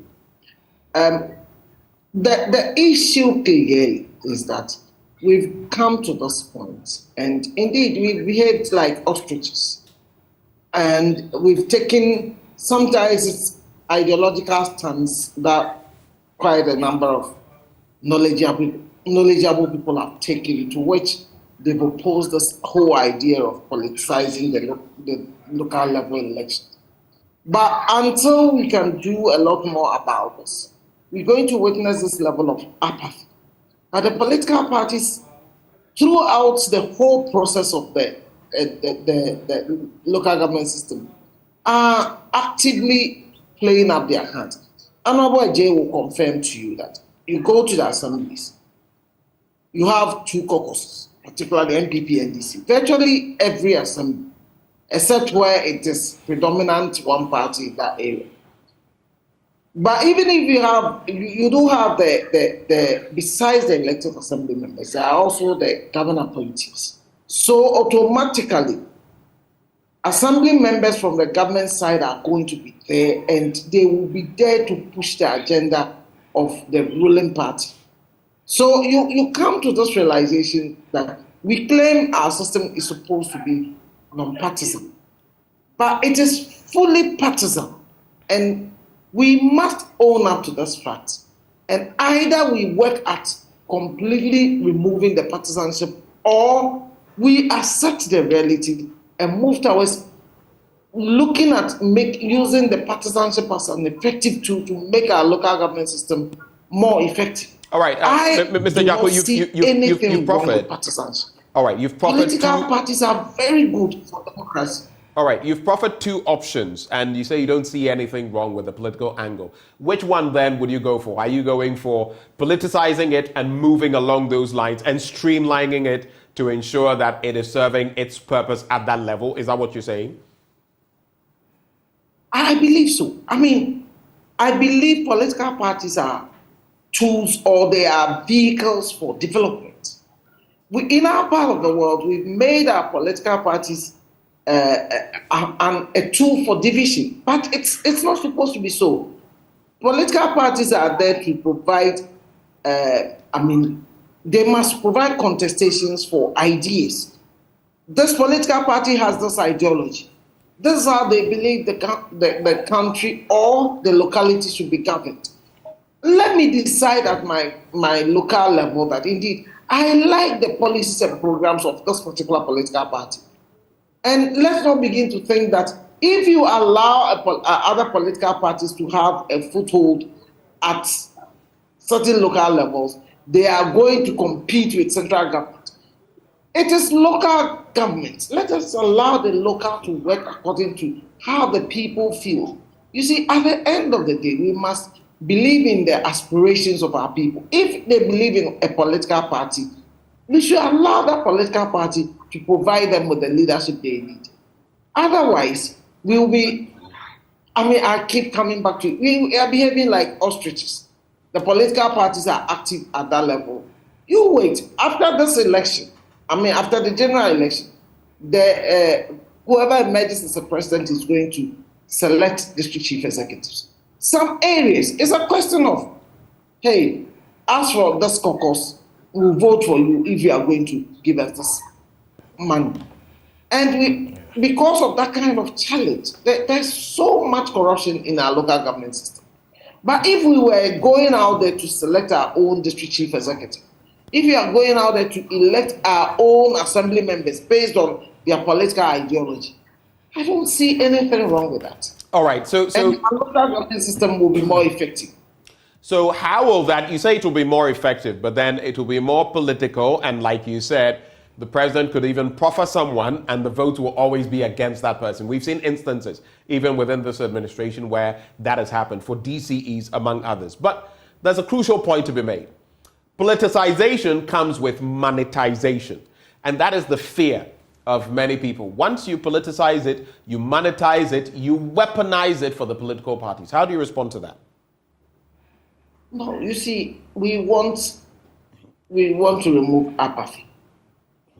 And apathy has bred because people think at the end of the day, I vote for my assembly member, and that assembly member is not going to make any significant difference. Because at the end of the day, it is the president of the day who is going to select the district chief executive, who is given too much powers at the local level. We need a system that will give me opportunity to look at alternative ideas as to how my district is going to be developed. As it stands now, there is no programs that are sold to the people as to how they should, as to why they should choose candidate A or candidate B. If you are an assembly member and you come, and you see, it's led to situations that people are promising things they can't deliver. And I believe we need to work at giving people the opportunity to present manifestos.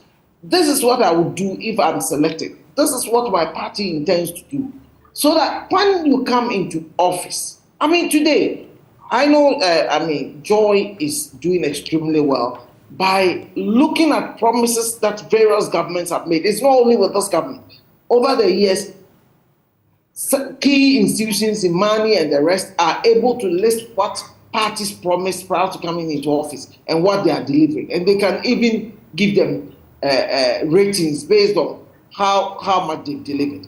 Can we do the same at the local level? We can't, because an assembly member may come and tell you, when I come, I'm going to work on your water situation, I'm going to work on your road situation.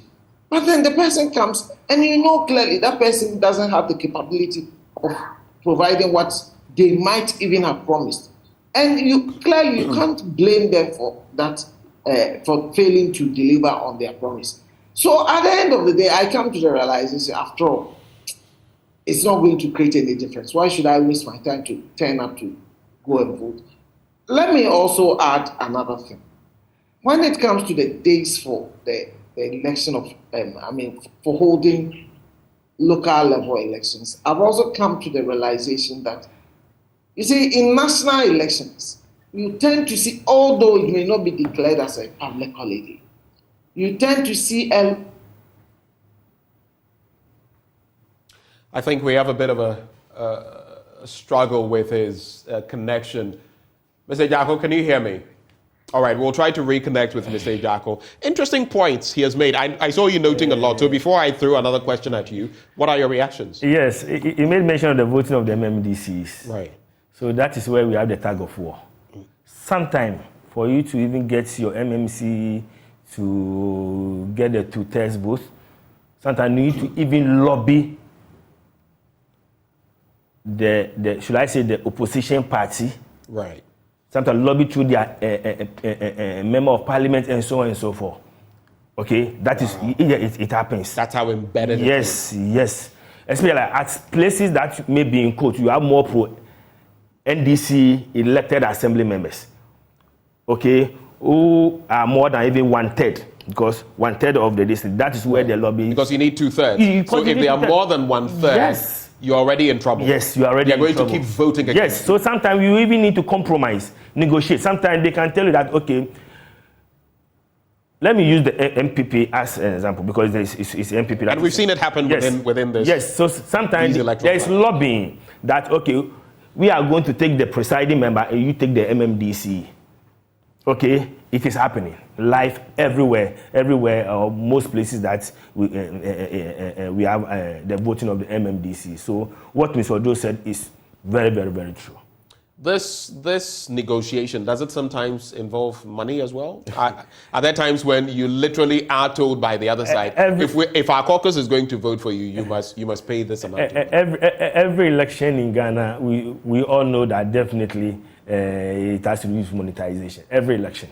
And but the question is that is it your money that is going to influence somebody to vote for you?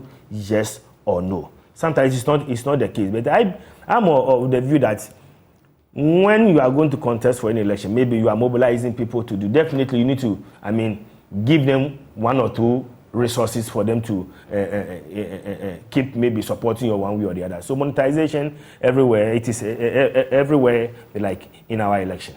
All right. We are aware of that. I have two quick questions for you. The first one, there have been reports in the past about members of parliament in Ghana and how much averagely you would be expected to spend to become a member of parliament, how much averagely you would be expected to spend to become president of Ghana.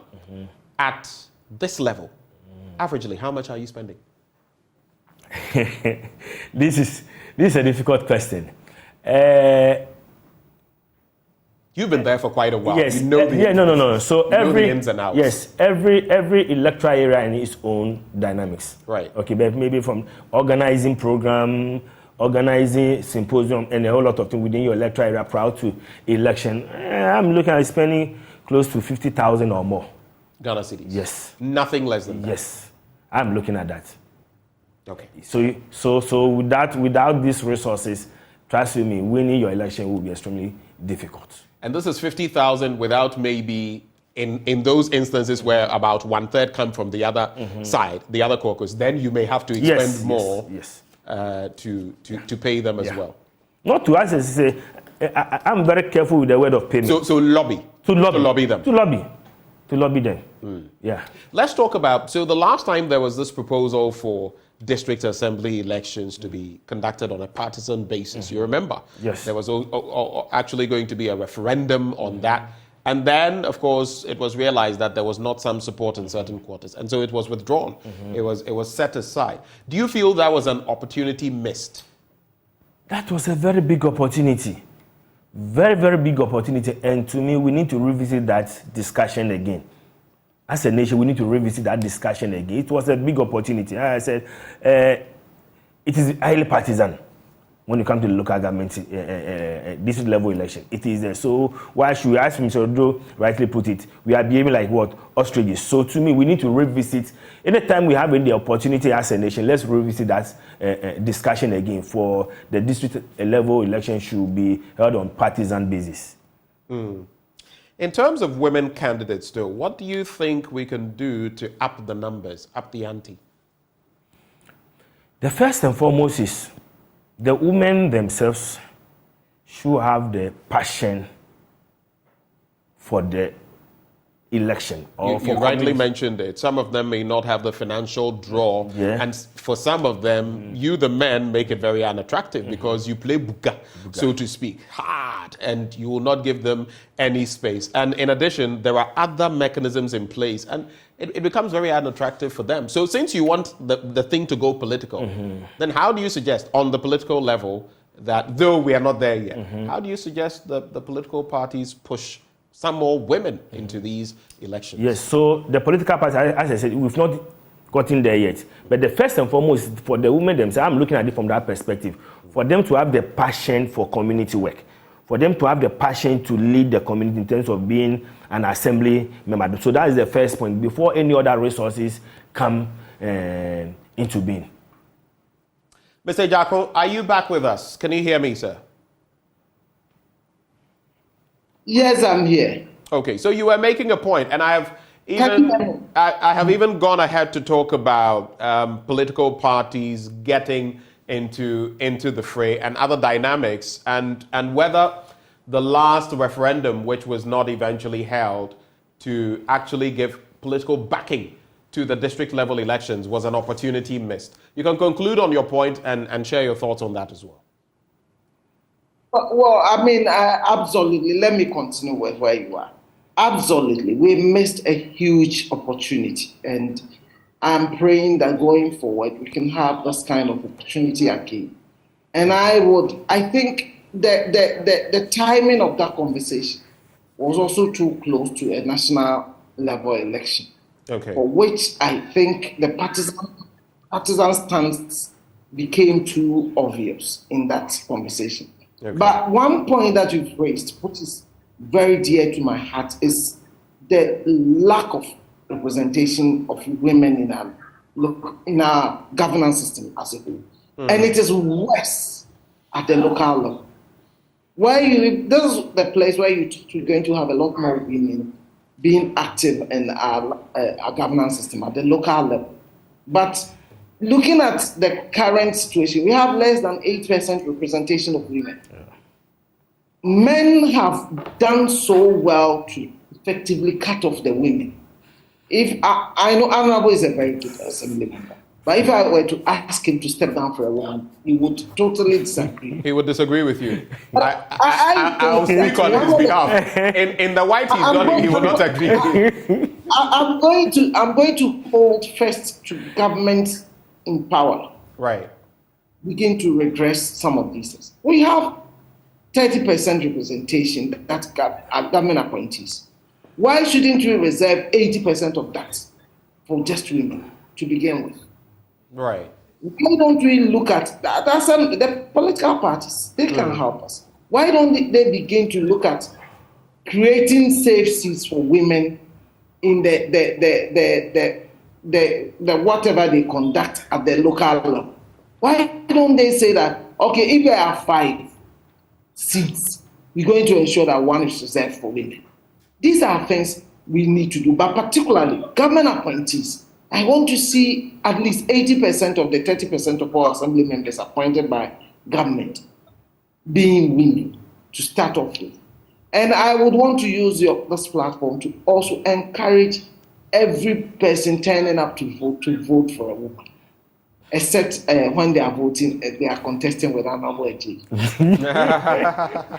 I see. So that's an interesting point you make. But then there's also the bit of course, we've already started speaking about reforms as far as our local governance system is concerned. And this is one aspect of it. I do recall, I mean, this came up in 2019 to amend Article 2431 of the Constitution, which gives the president the power to appoint all metropolitan, municipal, and district chief executives to make these positions elective. But There was also that promise then by the local government minister at the time, Haji Alima Mahama, that the MPP would ensure the partisan election of MMDCEs in its second term in office. This is the second term. We still await that. What other reforms would you say you are looking forward to? Because look, when you look at the efficiency of these district assemblies and the DCEs, among others, you would also note that a lot of these MMDAs, for example, they are not functional online. At least per the last reports I have seen, about 90% of their websites, Facebook pages, contain nothing. That also leads to the apathy we see. What do you make of that?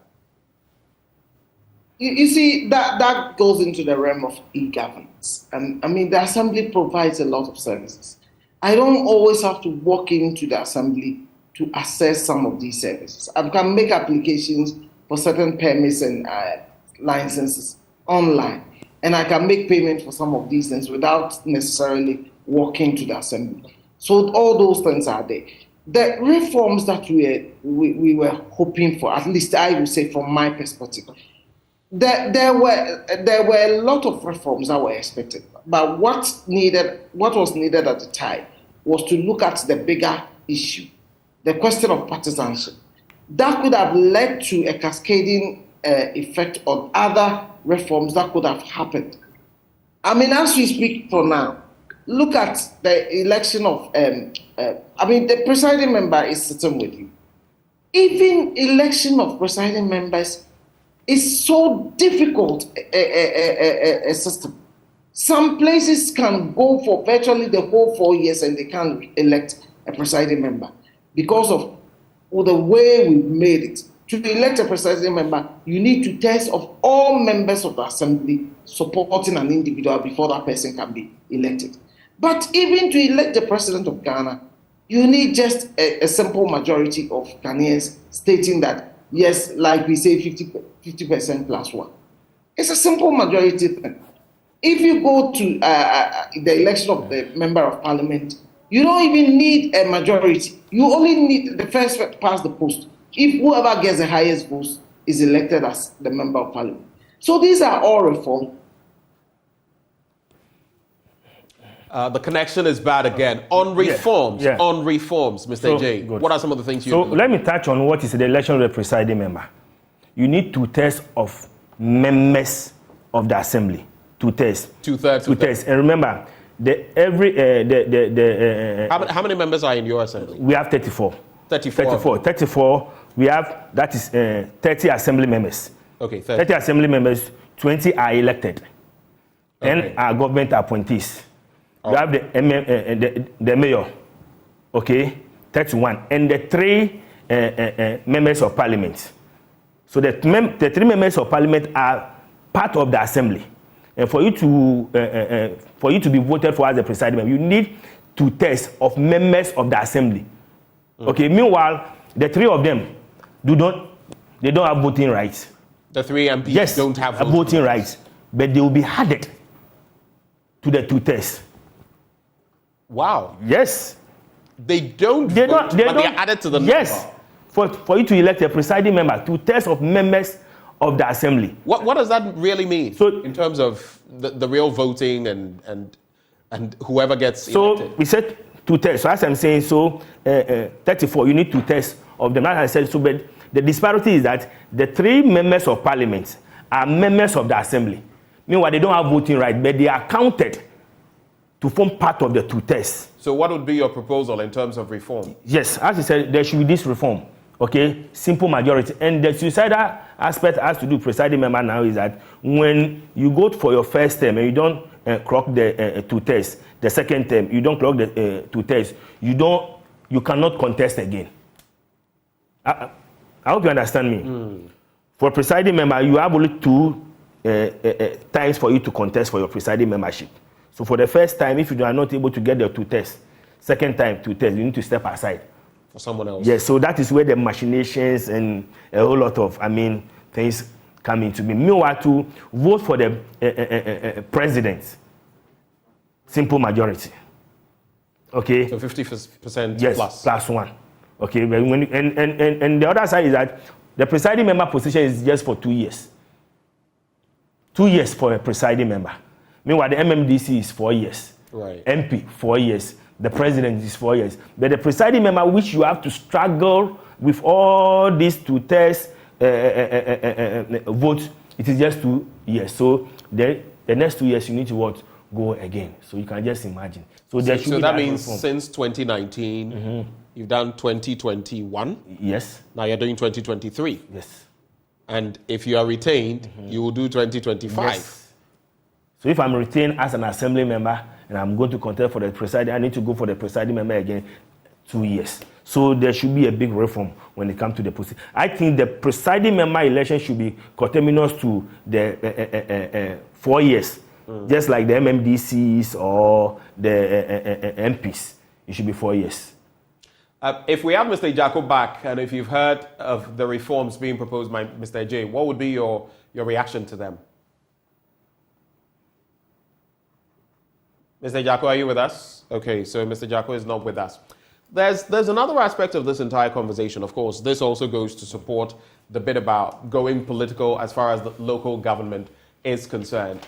There was a survey conducted by the CDD on citizens and their support for the election of MMDCEs, Metropolitan, Municipal and District Chief Executives. And guess what? 7 out of 10, about 76%, were in favor of the election of MMDCEs, while 71%. So it showed that more than 7 in 10 Ghanaians, 76%, favored the election of MMDCEs, while 71% said they preferred that MMDCEs be elected on a non-partisan basis. So it's an interesting bit there. It's not so straightforward in terms of the voting patterns on that. But something else I'd like to find out from you, Mr. J. Would you say, because all of this too borders on development, would you say the election of all of these people at the local government level would be better for our development as a nation? Can you again? The election of MMDCs. You know, there are components that are elected, there are those that are not elected at the local level. And I'm saying, do you feel at that level it would be better for our development if we elected? Yes, to me, it should be better for us as a nation, for the MMDCs to be elected. Reason being that, you know, for you to vote for the MMDC, it is the assembly members who will vote for the MMDC. There are some citizens who even don't know their MMDC. But just like some don't even know the assembly people. Yes. So MMDC. So just like for you to contest for the MP position, you need to, go around to campaign, go to, every corner to campaign. The same way, to me, I believe voting election of MMDC at the broad base, it will be good for our nation. And you will be accountable directly to the people. The people are also going to hold you accountable for the position that you are occupying. So to me, they should be voted for. And as I rightly said, as a nation, it was a big opportunity that we missed. But if we have the opportunity to revisit that discussion again, it will be good for this nation. Now, you have a paltry 8% of women in there. You're going to the polls again. There are many more of these electoral areas, so many of them that are going to be contested. Are you going to eventually go for the presiding membership again? It depends on what happens on December the 19th, right? Yes, but I can assure you I'm winning the election. For that one, I can. Based on what are you saying then? Oh, based on a lot of development. Have you pumped enough money into the system? No, not just. Have you lobbied enough?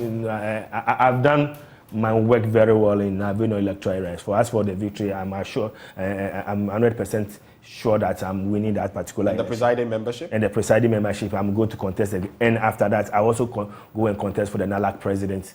I contested last year and I lost by 21 votes. And I will go and contest the NALAC president's election again. I see. Yeah. Well, all the best with that. Yeah. Do you have any final words for us? Yes. One, still on the assembly election, it's high time as a nation we move away from the issue that assembly election is voluntary. We need to move away from that level.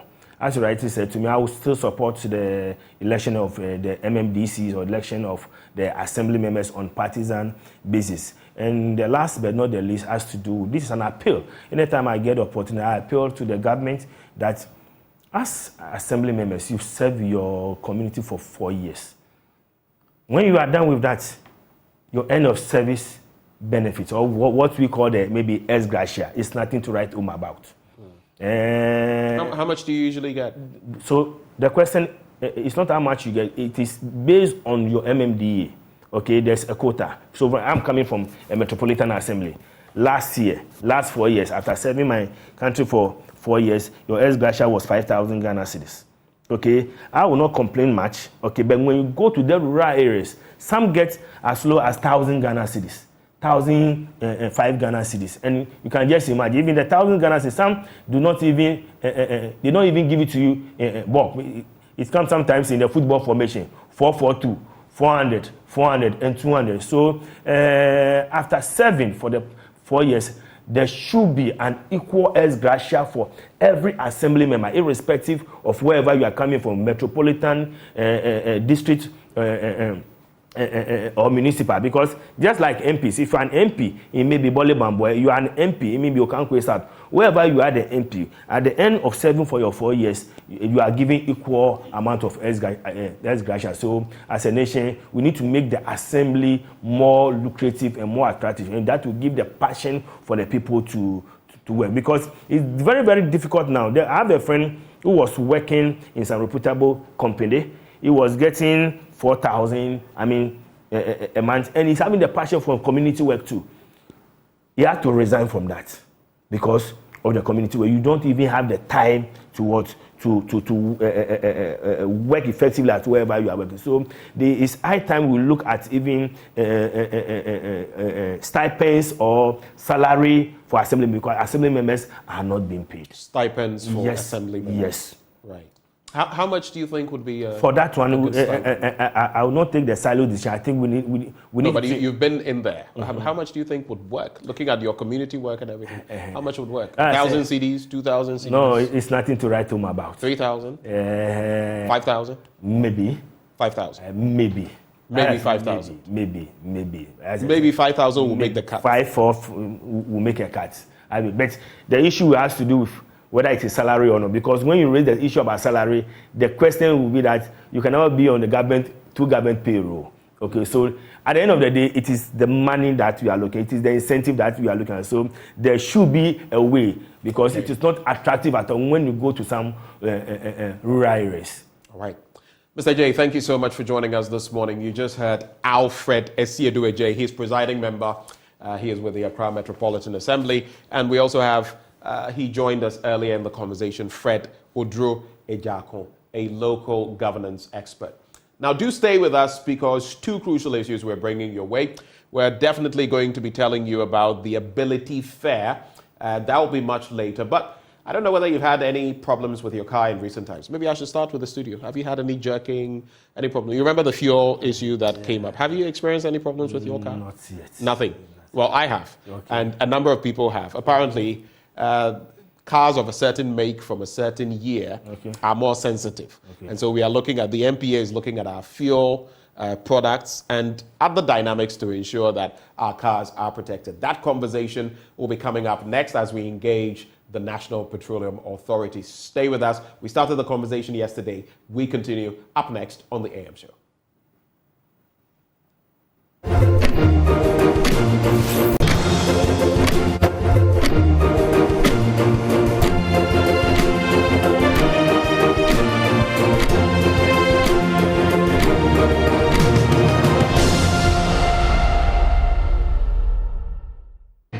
We kick-started the conversation yesterday on your fuel that you purchase when you go to the filling station and what impact it could be having on your vehicle without your being aware.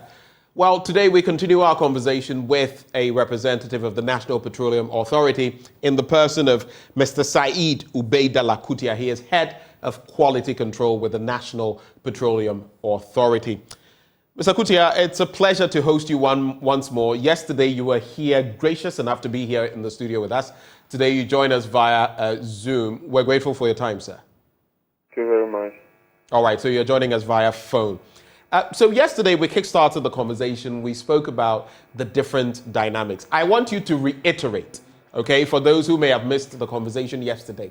Why are some cars facing these problems? spark plugs, sensors. And you know, yesterday after the conversation, I had a conversation with someone who made mention of the fact that, yes, indeed, she had also had to change her sensor on the back of, you know, the same fuel bit. So just walk us through why this is happening, and then we can continue the conversation from there. Thank you very much once again. Just to, as you said, to give some background. Yeah, following the globalization of environmental issues, where there's a need to reduce emissions, particularly from fossil fuels, vehicle manufacturers, largely for newer models, have adopted low emission technologies. So most of these vehicles are called low emission vehicles, LEV vehicles. It's mostly peculiar to more stable vehicles because the aim is to reduce consumption of fuel and also consequently reduce emissions from the attendant fuel used. So if you look at what is happening, it took us time because when a vehicle is jacking, these were the reports we were getting. So somewhere in October, we were getting complaints from customers or users of these fuels that they were having issues. And largely, the issues had to do with the car jacking. And the jacking is probably as a result of some issues. So first, the first thing that came to our mind was the fuel quality.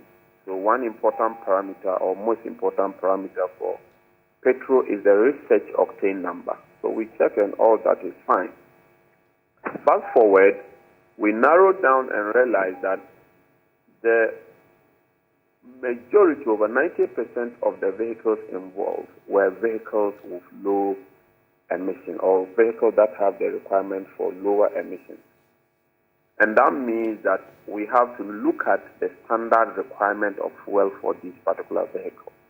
And that is how we narrowed it down to the fact that these vehicles do not require higher metal content generally. But in Ghana, the permissible metal is manganese. So we had to look at the manganese content in the fuel. And that is when we realized that the Ghana limit, yes, which allows up to 18 milligrams per liter, the same as part per million, of the manganese in the fuel, for a certain period, we had a number of consignments that were closer to the apex, from 15, 16, and even some rare cases, 17. So that is how we were able to narrow down to the probable cause of this jacking. And as a result of those content of the manganese or metals, then it leads to high deposit formation on the vehicle systems. Most importantly is the spark plugs and sometimes some of the sensors. So yes, that is the correlation or the background to this issue. So what we did immediately was to start recommending to the oil marketing companies to add deposit removers into the fuel. So when we did our statistics, we've seen that the issues have gone down depending on the level of effect. It will not just disappear, but we are monitoring these issues, and we realize that the numbers are coming down. And more importantly, from hence the time we detected, we have to talk to these importers that yes, the standard will allow up to this. And if you have read the communication issued by the NPA on this issue, we've also engaged the Ghana Standard Authority to review the standard of the manganese requirement from 18 to 6 for the normal regular petrol, which is normally red or 91 fuel, and also reduce it from 18 to 2 for premium gasoline, which is normally colored green for high performance vehicles. So these have been the background to the issue so far and what we have done. All right. So basically, just to focus a bit on that. So for the manganese content, so by and large, the metals in the fuel, okay, these are the ones creating the problems, from iron to lead to manganese. Why is manganese the chief culprit? You've mentioned that in, let's say, what we would call super, when you go to the different filling stations, you want to reduce that from 18 to 6%, and for premium, let's say is it RON 95 or RON 97, and all those others at a certain V power and the rest. If that is what you're referring to, clarify. You would want them to reduce the content from 18 to 2%. Please clarify. Is that the case? Exactly the case. So for the premium, which is the V power and coal, it's supposed to be for latest vehicles. So mostly we are aligning not only the manganese, but all other parameters in the Ghana standard that are at variance with the international acceptable, particularly Europe. We are referencing it to Euro 5, which has a maximum of 2 allowable manganese content. So the more newer technologies that are used in these vehicles, the lower the tolerance to these metals. And again, you did ask, why manganese? We have prohibited other metals like lead. In fact, in the past, before that, I must say that there's a reason why these metals are there. The metals and other additives are used to ensure the petrol meets the research octane number requirement.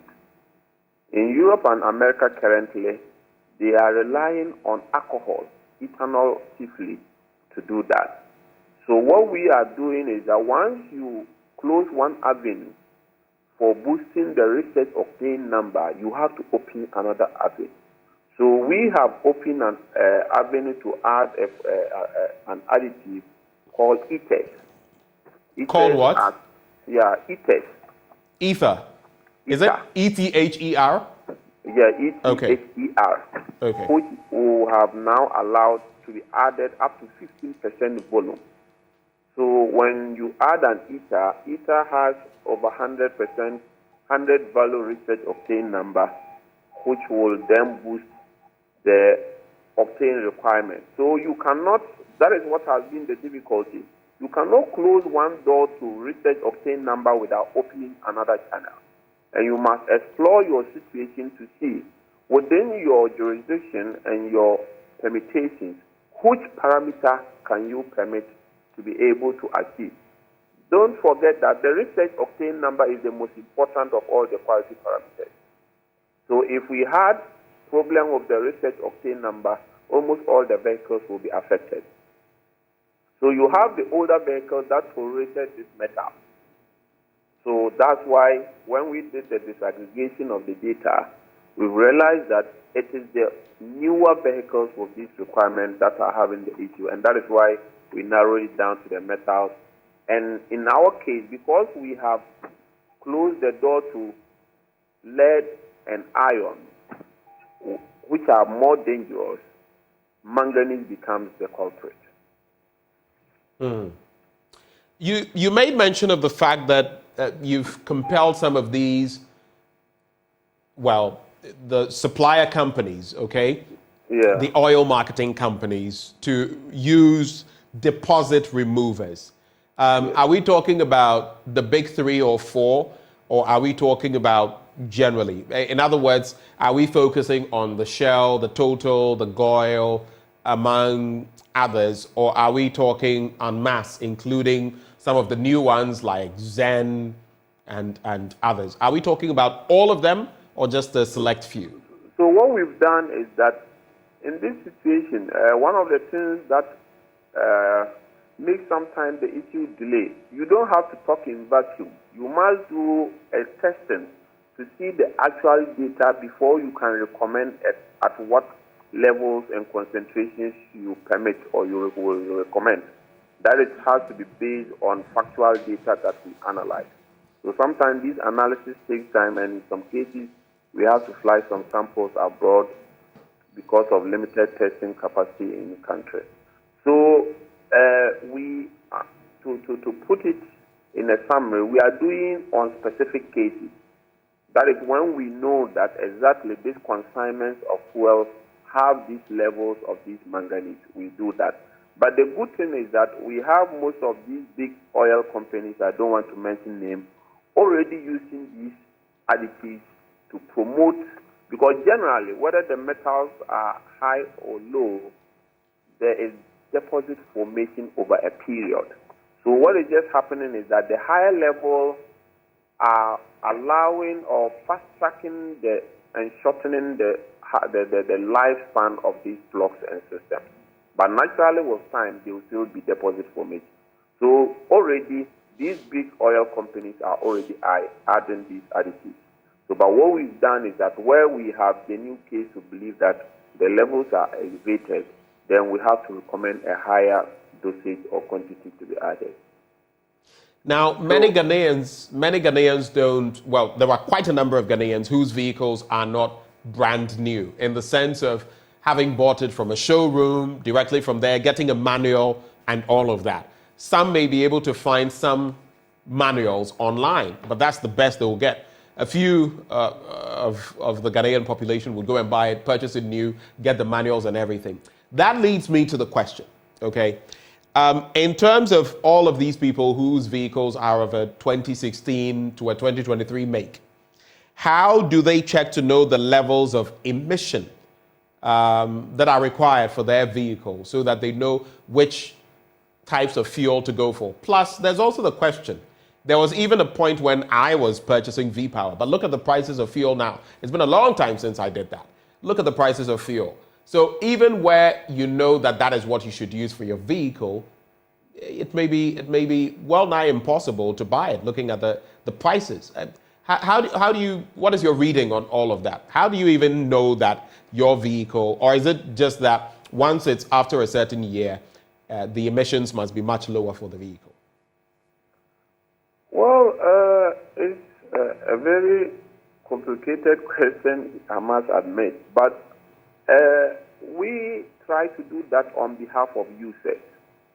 So we have to, the Ghana Standard Authority particularly, which is responsible for the setting of these standards, of which we are part of the committee that do these standards, have to look at the data of vehicles in the country to be able to make some of these determinations. But for very high-performing vehicles, some of the indication is written even on the fuel tank lid where you open. So if it is a high-performing vehicle mostly, you see written there probably on 95. And that is where you don't have a choice of buying the regular. You must buy the high-performing fuel. And that is why we provided these two grades in Ghana. So, but the good thing is that the NPA have planned that going into next year, we will label this, we will mandate these oil companies to label the octane rating on the pump, so that the general one is the RON 91, which almost all the normal vehicles will use. But the enhanced or the premium grade, the RON 95, just like you mentioned, one of the brands, it will be labeled there, saying that if your vehicle requires that level of performance, then you don't have a choice. Because in that case, when you buy a lower one, you will have to do. What then? Two questions in one. It's very related. So for such vehicles, and I want to believe that on the back of fuel prices now, some people may know that their vehicles must thrive on whether it's RON 95 or V-Power or the higher performing premium fuels, but they will not use it because of cost. What then will be the implications for such people? What will be the long-term effects, even as we've seen in recent weeks and over a month now, of such people who have been using these fuels with the complications they are seeing? What could be the effects on their vehicles? I really will have a difficulty there because these vehicles themselves are very expensive. I wonder why somebody can afford a Bugatti and not be able to purchase a high-performing vehicle, fuel. But you know, a Bugatti is on the high end. Someone may buy, you know, let's say a BMW or something else. It's also expensive, but if you look at the cost component of filling it up to the brim with, you know, these high-performing fuels, you may realize that the person would want to think twice because they guzzle fuel. Okay, let me tell you a typical situation that happened some months back. A consumer called to the NPA and indicated that he has bought a fuel and he said poor fuel and it is affecting his vehicle. So we investigated and we checked the fuel quality, everything was fine. But we took the vehicle number, which we call the chassis number, right, to enter into our system to determine the octane requirement of the vehicle. And we realized that this is a vehicle that requires octane 95. So virtually, he has gone to buy the normal fuel, which doesn't have a problem. And because the vehicle requires a higher octane number, the vehicle was jacking. So octane will also cause jacking and even break down your engine. So we have to educate him that, look, your vehicle, he said, yeah, he was told to be buying a certain brand. It's just that day that he was not in the position to buy. And I said, look, if you joke that the cost of repairing your engine compared to your fuel, you have to necessarily buy the required fuel. So it's just to tell you that once you have those kind of fuel, you don't have a choice of buying a lower grade. Wow. So you're saying here and now that if you're driving any of these new vehicles, and especially if you check and it says octane 95, which is like RON 95 or V-Power or something of the sort, you don't have a choice. You can't go for super at some point, because if you do, you are basically killing your vehicle. You are messing up your engine and the cost of that. Wow. Exactly so. So if you look at the case of the Europe and the Americas, that is where we are trying to get to. So you see that the RON number is indicated on the pump because it serves yourself actually. So you determine which one your vehicle requires and you fill the appropriate one. If you do not do that for the high-performing vehicle, you will have or you may have a greater problem than the fuel cost.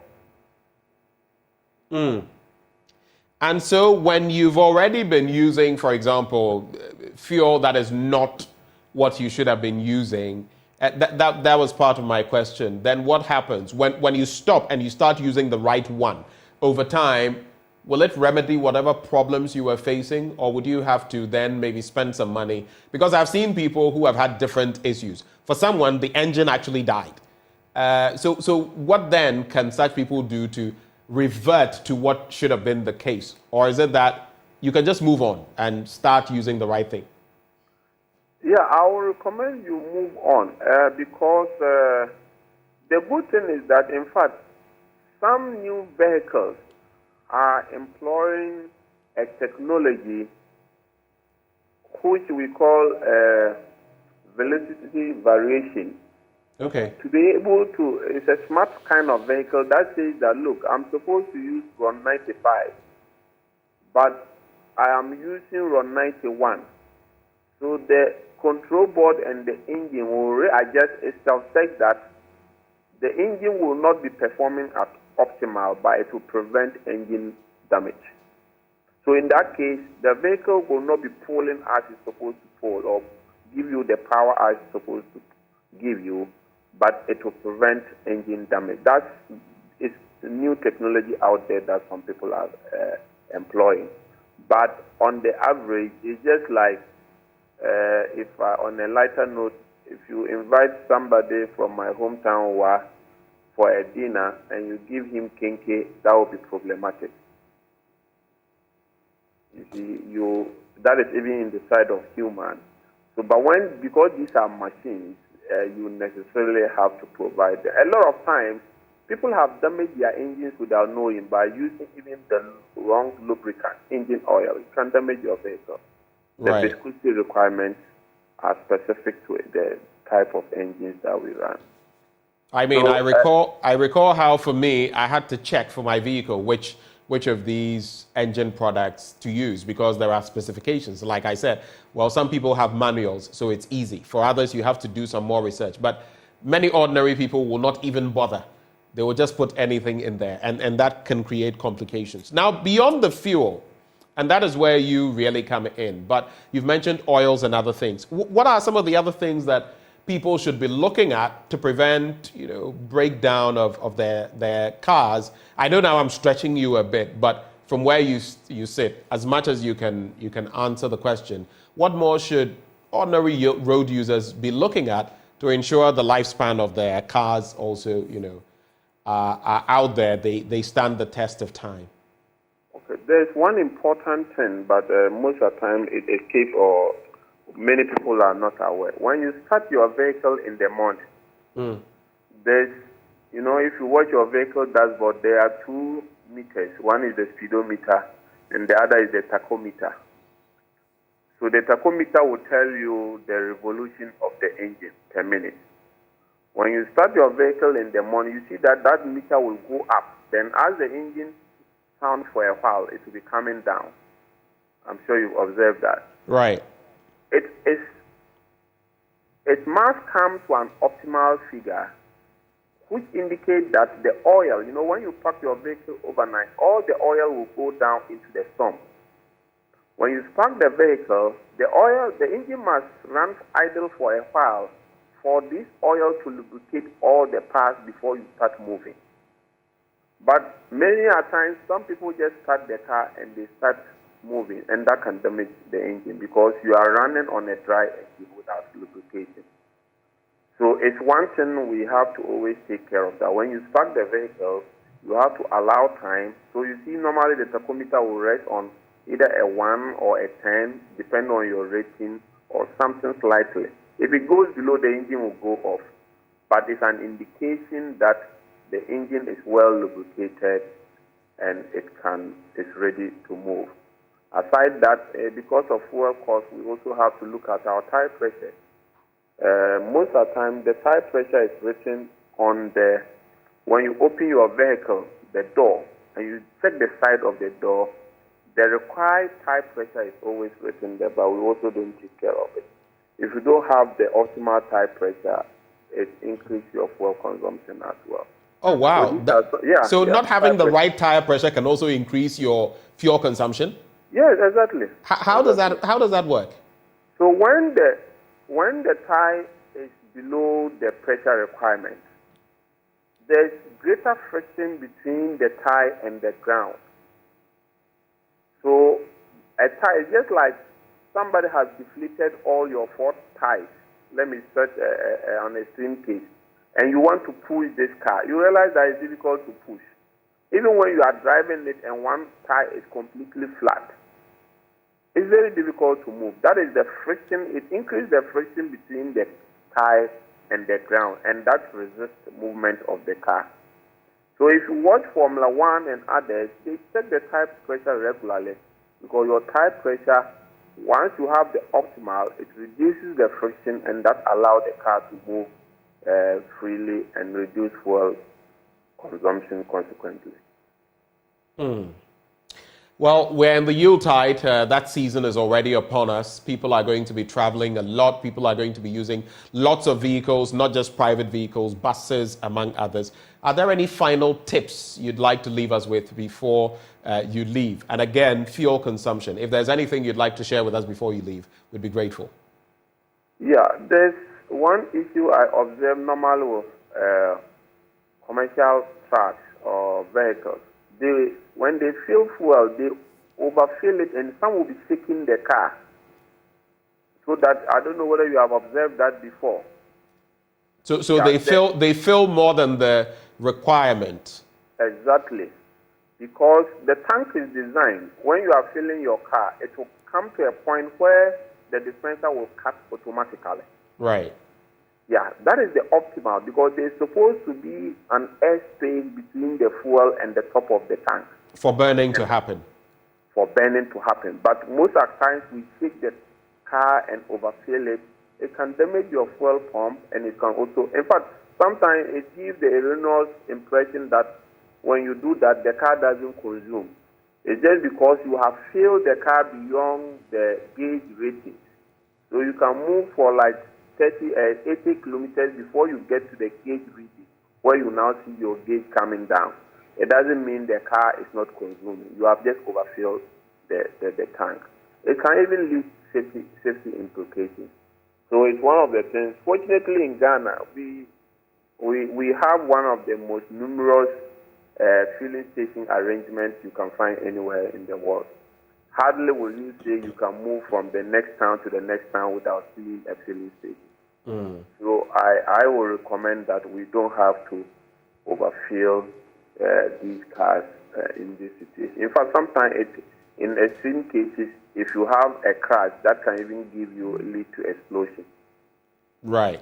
So it's dangerous in itself.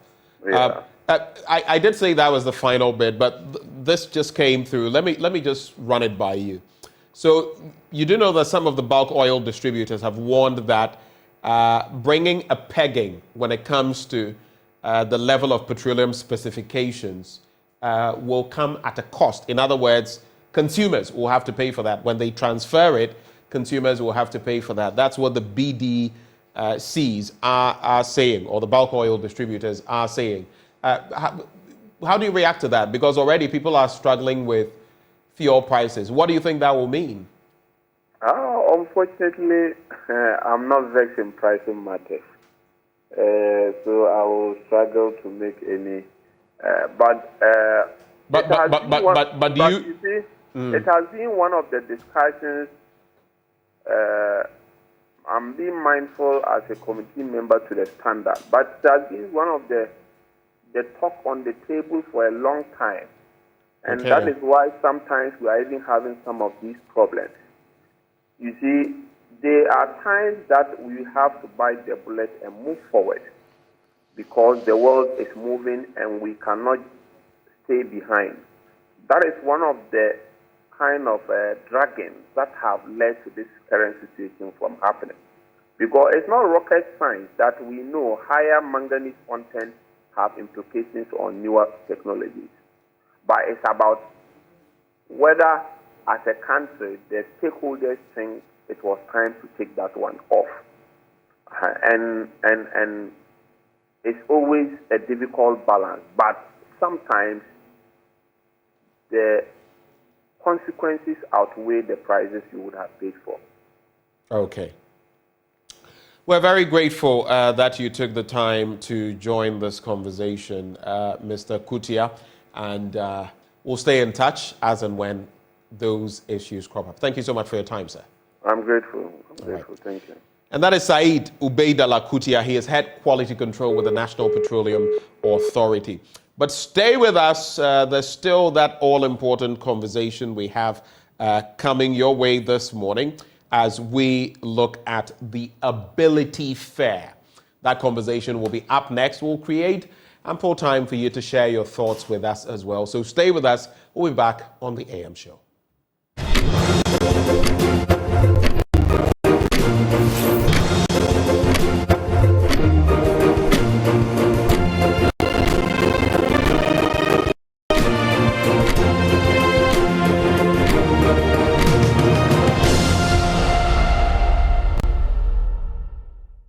Take you to Lekpe Kukrantumi in the Gwan district of the Oti region, where Clement, against all odds, from age 15, is hoping things would turn out better for him someday.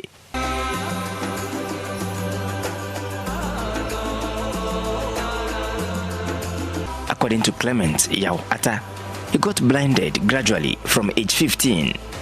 He says only 2 of his other 5 siblings could see. The rest 4 of them have had to endure with visual impairment for the rest of their lives. Now, at age 61, Clement lives a solitary life in this house. A death trap, I should say, because the mud ceiling keeps dropping off on him due to perforated roofing sheets that leak badly anytime it rains. His companion, this radio set, keeps him abreast of current affairs. 46054348. Despite his visual impairment, he has over 3 acres of cocoa farm and at least 4 ropes of maize farm to his credit. He leads me to his farm.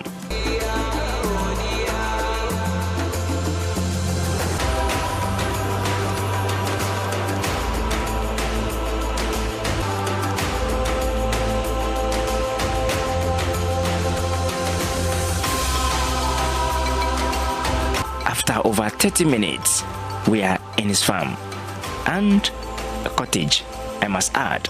Before he gets to his farm, there is this dangerous crossing.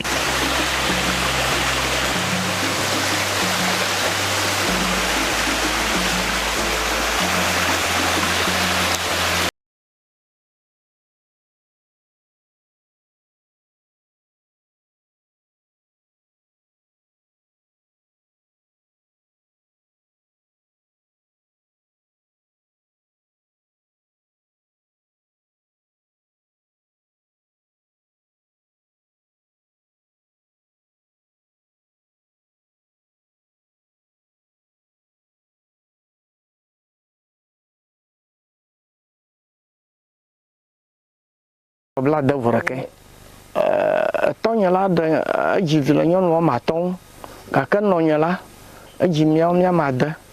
name is Clement Yao Ata. I am 61. 5 women were with my father, but my mother had 6 of us. I am the eldest, but only 2 among us could see. The rest 4 of us have visual impairment.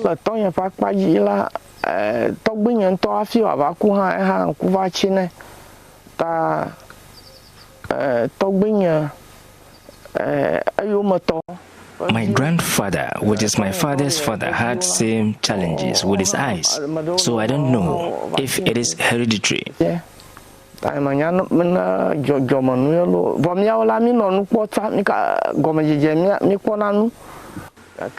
we used to see. I was seeing until age 15. It just started gradually and worsened.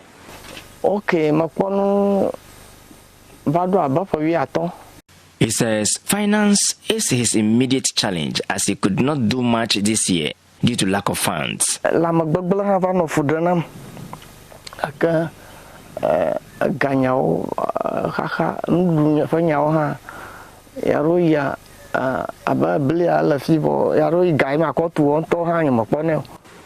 My health became a challenge at a point, coupled with finance and how to feed myself. I have maize, but how to get the rest of the ingredients to have a good meal is a challenge.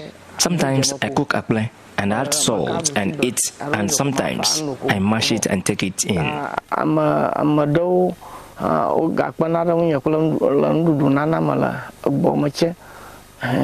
Sometimes some people sort me out with food. One of my friends even asked me to be taking supper in his house. He has been providing me with dinner since 2015.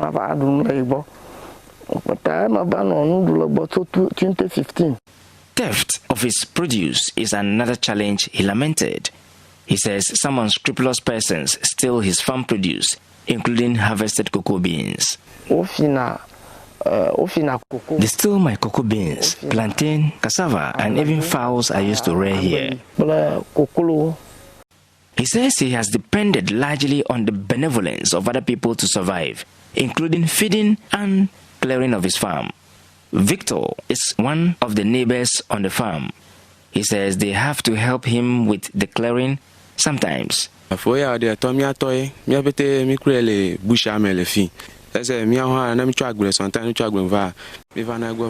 Foyao is like a father to us in the bush.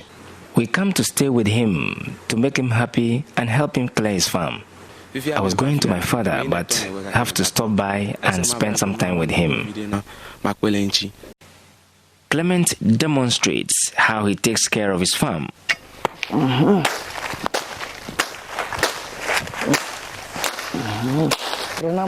He feels the weeds with his hand to be sure he is not cutting down his cocoa seedlings. Yes, it is weed. It is weed. But what do his immediate neighbors have to say about him? Daniel is one of them. I know him as a disabled man. And secondly, at the same time, he worked hard. He used to farm. He has a cocoa farm. And even sometimes I doubt how he's able to plant the cocoa. And when the cocoa, the farmers get bushing, how he used to clear it.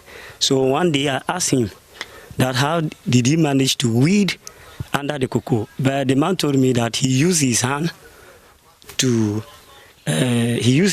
touch the leaves. So that will let him know that this is cocoa. So we may say whatever they are, persons with disability, but they are not disabled, so to speak, or unable. They are differently abled, and they are still very able.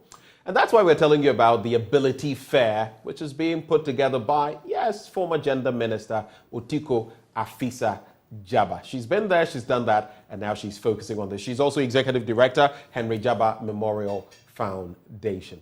Otiko, it's been a while. It's been a while, yes. How have you been since you left politics? How have you been?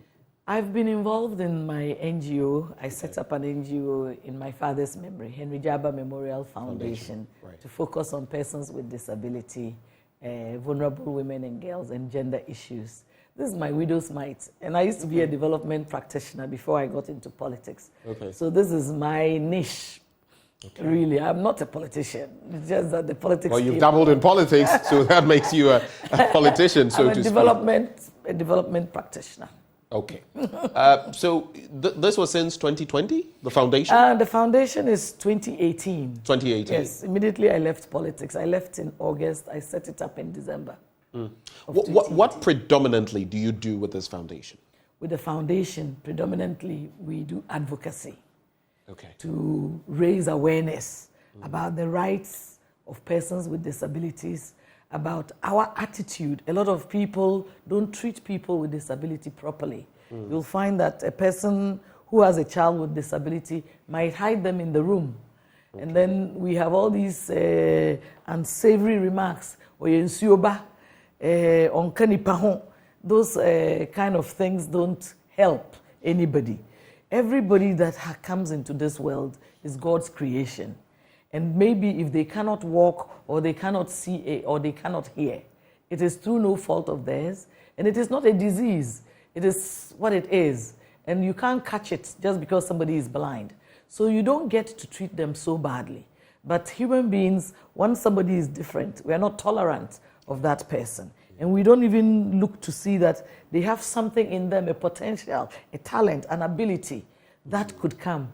The other thing about disability is that you could get it through sickness. Yeah. A wrong It could happen to anybody. Thank you. You could even, there are people who have been injected and were not injected properly, disabled in some part of your body. Yeah. And and through lorry accidents. Yeah. A lot of disability occurs through that. Even children playing, I remember a story, somebody was, two kids were playing with sticks, and then accidentally one pricked the eye of the other, and that child got blind. Yeah. So disability is everywhere with us. And old age, automatically, the older you get, you are more likely to become a person with disability. So basically, we are educating our society to be more tolerant of diversity. Just because I am different doesn't mean that you should treat me badly, basically. Right. And we shouldn't leave anybody out. And anything that you are talking about, anything that is about persons with disability must include them. You don't take decisions for them without their inclusion or their contribution. Speaking of not leaving anyone behind, I don't know whether you've tackled this aspect of things, but even in our institutions, government, public, private, a lot of the time, even the buildings are not disability friendly.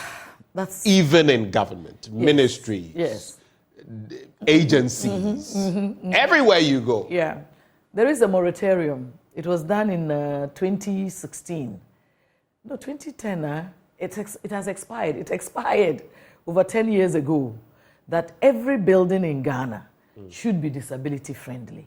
And so the Standards Board are supposed to ensure that every building, every street, like the new roads and all those things, must be disability friendly. The moratorium has expired, but as you are saying, we have all these buildings, even schools, the University of Ghana, Winneba, Cape Coast. There are persons. I mean, with I know disability. they try, but it's not everywhere. And The try is not enough. Even WAEC, unless the people attend to you downstairs, right, you are not able to go upstairs if you can't walk. Unless someone carries you. Unless somebody carries you, and that's so undignified and what have you. So that one, the government and the National Council for Persons with Disability, which is under the Ministry of Gender, must really sit up. They've been sleeping about disability issues. They need to sit up and look sharp and ensure that what must be done for persons with disability must be done. This moratorium expired over 10 years ago, and to date, even new buildings are not friendly to persons with disability. That is totally unacceptable. I hear them talking about a law for this LGBTQ, the long statement, pushing for proper human sexual. Exactly. But there is a bill for the persons with disability, for the National Disability Act to be in line with the UN Convention on the Rights of the Persons with Disability. During my time, I took it right up to the point of cabinet. We set up a technical committee on it. And to date, the bill still has not even gone. You know, when there's a new government, you have to rewrite and do a lot of things. It has still not gone to Parliament. They are now doing validation. So it's like it takes too long. Issues of disability. Have you stayed in contact issues with of gender? You say you're no longer in politics, but at least you've been a gender, children, social protection minister before. Those who came after you, have you at least, hey, this is my baby, this is the bill that, have you at least interacted with them to push it? You are not there, but they are there. Have you? Well, if they want to, they can come and see me. But I talk to the people at the Ghana Federation for Persons with Disability and then the National Council for Persons with Disability. You don't want to put your nose into somebody's affairs. You know how politics is. So when the person comes to you, it's easy for you to talk. Right. Like the National Council, Madam Esther, good morning to you. She talks to me, the Ghana Federation for Persons with Disability, Ghana Association for Persons with Albinism, the Ghana Blind Union. I work with all those agencies, the Ghana Society for the Deaf and what have you. We've been to the place at Ekropong, yes, School for the Blind, and then the SHS, all those, and we had a television show called Let's Talk Ability. So all that was to raise awareness. So we've been in touch with the people on the ground, the persons with disability themselves, and all of that. As for the politicians, I leave it to them. When they want to see me, I'm available. Are you disappointed that after all this while the bill has still not seen the light of day? I am. I'm very, very sad because disability can affect anybody, just as we were saying. Nobody buys it.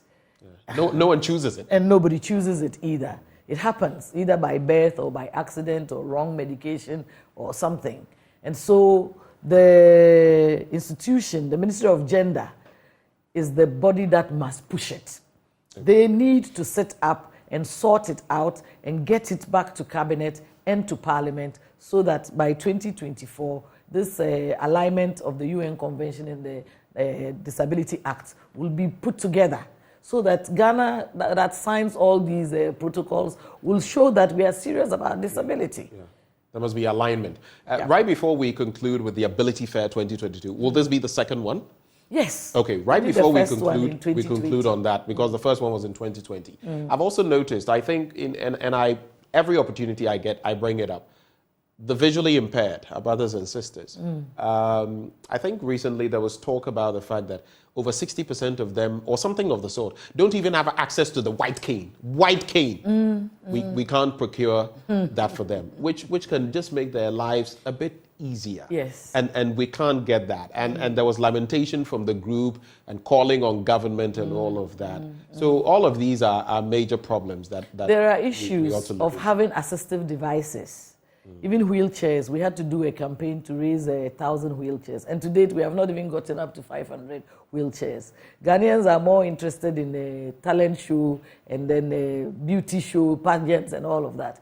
But when it comes to issues, social issues, real issues, yes, disability, you find that sponsors are lacking and what have you. Even the big corporate entities, you go to them and they... Oh, they'll do you go and come, sir, or you look for alternative ways of doing things, yes. So it is important that we are able to see that persons with disability are human beings and they have human rights and they have the right to whatever is needed, like white canes and all the other hearing aids, wheelchairs, crutches, and they should be affordable. Yeah. Most of them don't work because of the disability. Yeah. And so if you don't work, it's difficult for you to then buy. But those who even work, getting a job is a problem. I met a young lady, she had finished the School of Journalism, and for 10 years she didn't have a job. So her parents bought her a deep freezer, and she was selling pure water. Somebody who has finished and should be a journalist. There was a young boy who had finished Legon, Isaac, and for 5 years he couldn't get a job. I had to call the CEO of Ghana Gas, and he was so excited about it.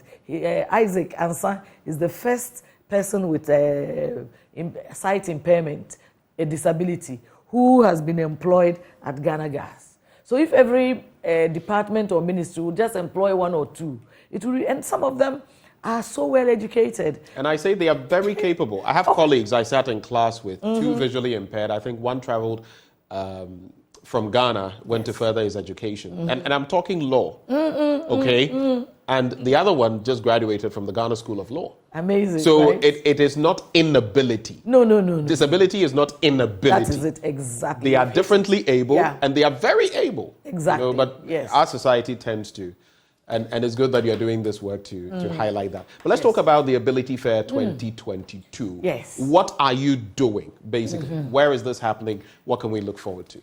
Ability Fair 2020 happened. That was the first one. It's the first ever Ability Fair in Ghana to give a platform to persons with disability to come and exhibit their products and services, demonstrate their talents. And this time is the second one. 2023, we're doing it at the National Museum from Thursday the 14th up to the 15th Saturday. So it's from 9 a.m. to 5 p.m. So anybody who wants to exhibit, please contact us on this number, 050-156-3339. You'd have to repeat that slowly. Okay. If you want to exhibit, maybe you want to come and sell some products or your services or do a talent show, singing or something, then you call 050-156-3339. 050-156-3339 so that we can allocate a space for you to bring your wares and know about what it is that you want to come and exhibit. We're doing this in partnership with Beyond the Return. And so tourists will be coming. And so even if you are in the hoteling industry, if you are in cleaning, if you are selling products, services, anything that you have, you can come. It's like the trade fair. But the focus is on persons with disability. The general public are invited. You don't have to be a person with disability before you come and buy. And persons with disability also buy rice and other products. So when you bring them there, you will then display for people to see. So it's like a promotion for people to know. If you also you don't have to be a PWD. No, you don't have to. You can come. You can come. And people with assistive devices, you know, around Kolebu, they are all selling assistive devices. This is the place to come to, so that people would see what you have and know what you have. And even if you are not at Kolebu, wherever you are and you are into assistive devices, or like in Sawam, the orthopedic center, you can come and have a stall and let people know, because accidents will occur and people will need to know what you have to offer. Okay. If you are selling gari or shito or whatever it is, once there's a product, please feel free to join us. It will be exciting. It's a new experience and we want to sustain it. So please come and join us from the 14th, Thursday, the 15th, through to the 16th, Saturday. Okay. Any final words? And you have about 30 seconds. I'm also giving you the opportunity. Reach out to Big Corp in Ghana to support what you do. Please come and join us, sponsor us. You can call that same number, 050-156-3339. Disability is not something you buy from a store. Disability is not something you look for. It happens. And we, all of us, can become people with disability at any time. So corporate entities, please call this number. I am Otiko Afisa Jaba, the #1 friend for persons with disability. I'm asking you to join me to be friends of persons with disability, to make a difference for them and to change our attitudes so that we leave nobody out and then we involve them in everything that we do. There are 3 million persons with disability in Ghana and they matter. Thank you. Thank you, Otiko Afisa Jaba. It's been a while. Thank you for making the time to join us on the AM show. Mafil, you should come through. When you talk about social issues, invite me. I will come. That's I just don't want to hear. talk about politics. That's great to hear. Otiko Afisa Jaba is the Executive Director of the Henry Jaba Memorial Foundation. She's a former Minister for Gender, Children and Social Protection. We'll be right back on the AM show. We want to take some of your thoughts. It could be on this. It could be on the fuel conversation. It could be on anything. Just call 0302-211-6991. We'll be right back. We'll pick maybe 2 or 3 of your calls and run away. Stay.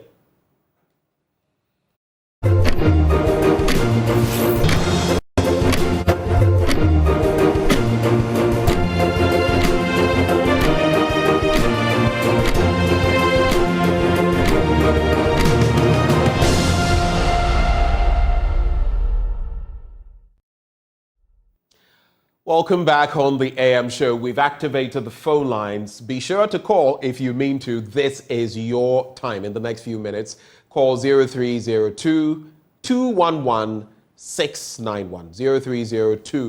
0302-211-691. What is on your mind? Is it about the fuel bit? Is it about what Otiko Afisa Jaba just spoke to us about, our brothers and sisters with disabilities? You can share your thoughts with us on any other conversation. If there's something else going on in your community you'd like to highlight, you can share with us as well. In the interim, let me celebrate Sam Zoe Kranche Ankra. Sam Zoe Kranche Ankra. Beautiful name. I've never come across this. Sam Zoe, today is your 8th birthday, and from the entire Kranche Ankra family, they say they love you. And don't we all? We love you too. 8-year-old Sam Zoe Kranche Ankra. We wish you the best of the day. Happy birthday to you. And God bless you in all your endeavors. May his purpose for your life be fulfilled. 0302-211-691 is the number to call. You can share your thoughts with us. If not, we'll segue into Joy News Desk shortly. I'm going to wait for about a minute. If no call comes through, then there we go. At least we would have offered you the opportunity of doing so. So the number to call, 0302-211-691. What are your thoughts that you'd like to share with us today on the AM show? We're offering you that opportunity to call now if you're minded to do so. Well, TikTok, not the app. Time is ticking, and we're still hitting the top of the hour in a bit. Just to let you know, at the top of the hour, we'll be serving you, as we usually do, Joy News Desk, and I guess that's what we're going to get into now. That'll bring you all the tidbits, the latest you need to know in the world of news today and moving into the rest of the day. Well, since you don't have anything to share with us today, we're going to have to cap off the show. My name is Benjamin Akakpo. It's been a pleasure coming your way. Let's do this again, yeah? Same time tomorrow. But on that note, top of the morning to you. Have a wonderful day. God bless.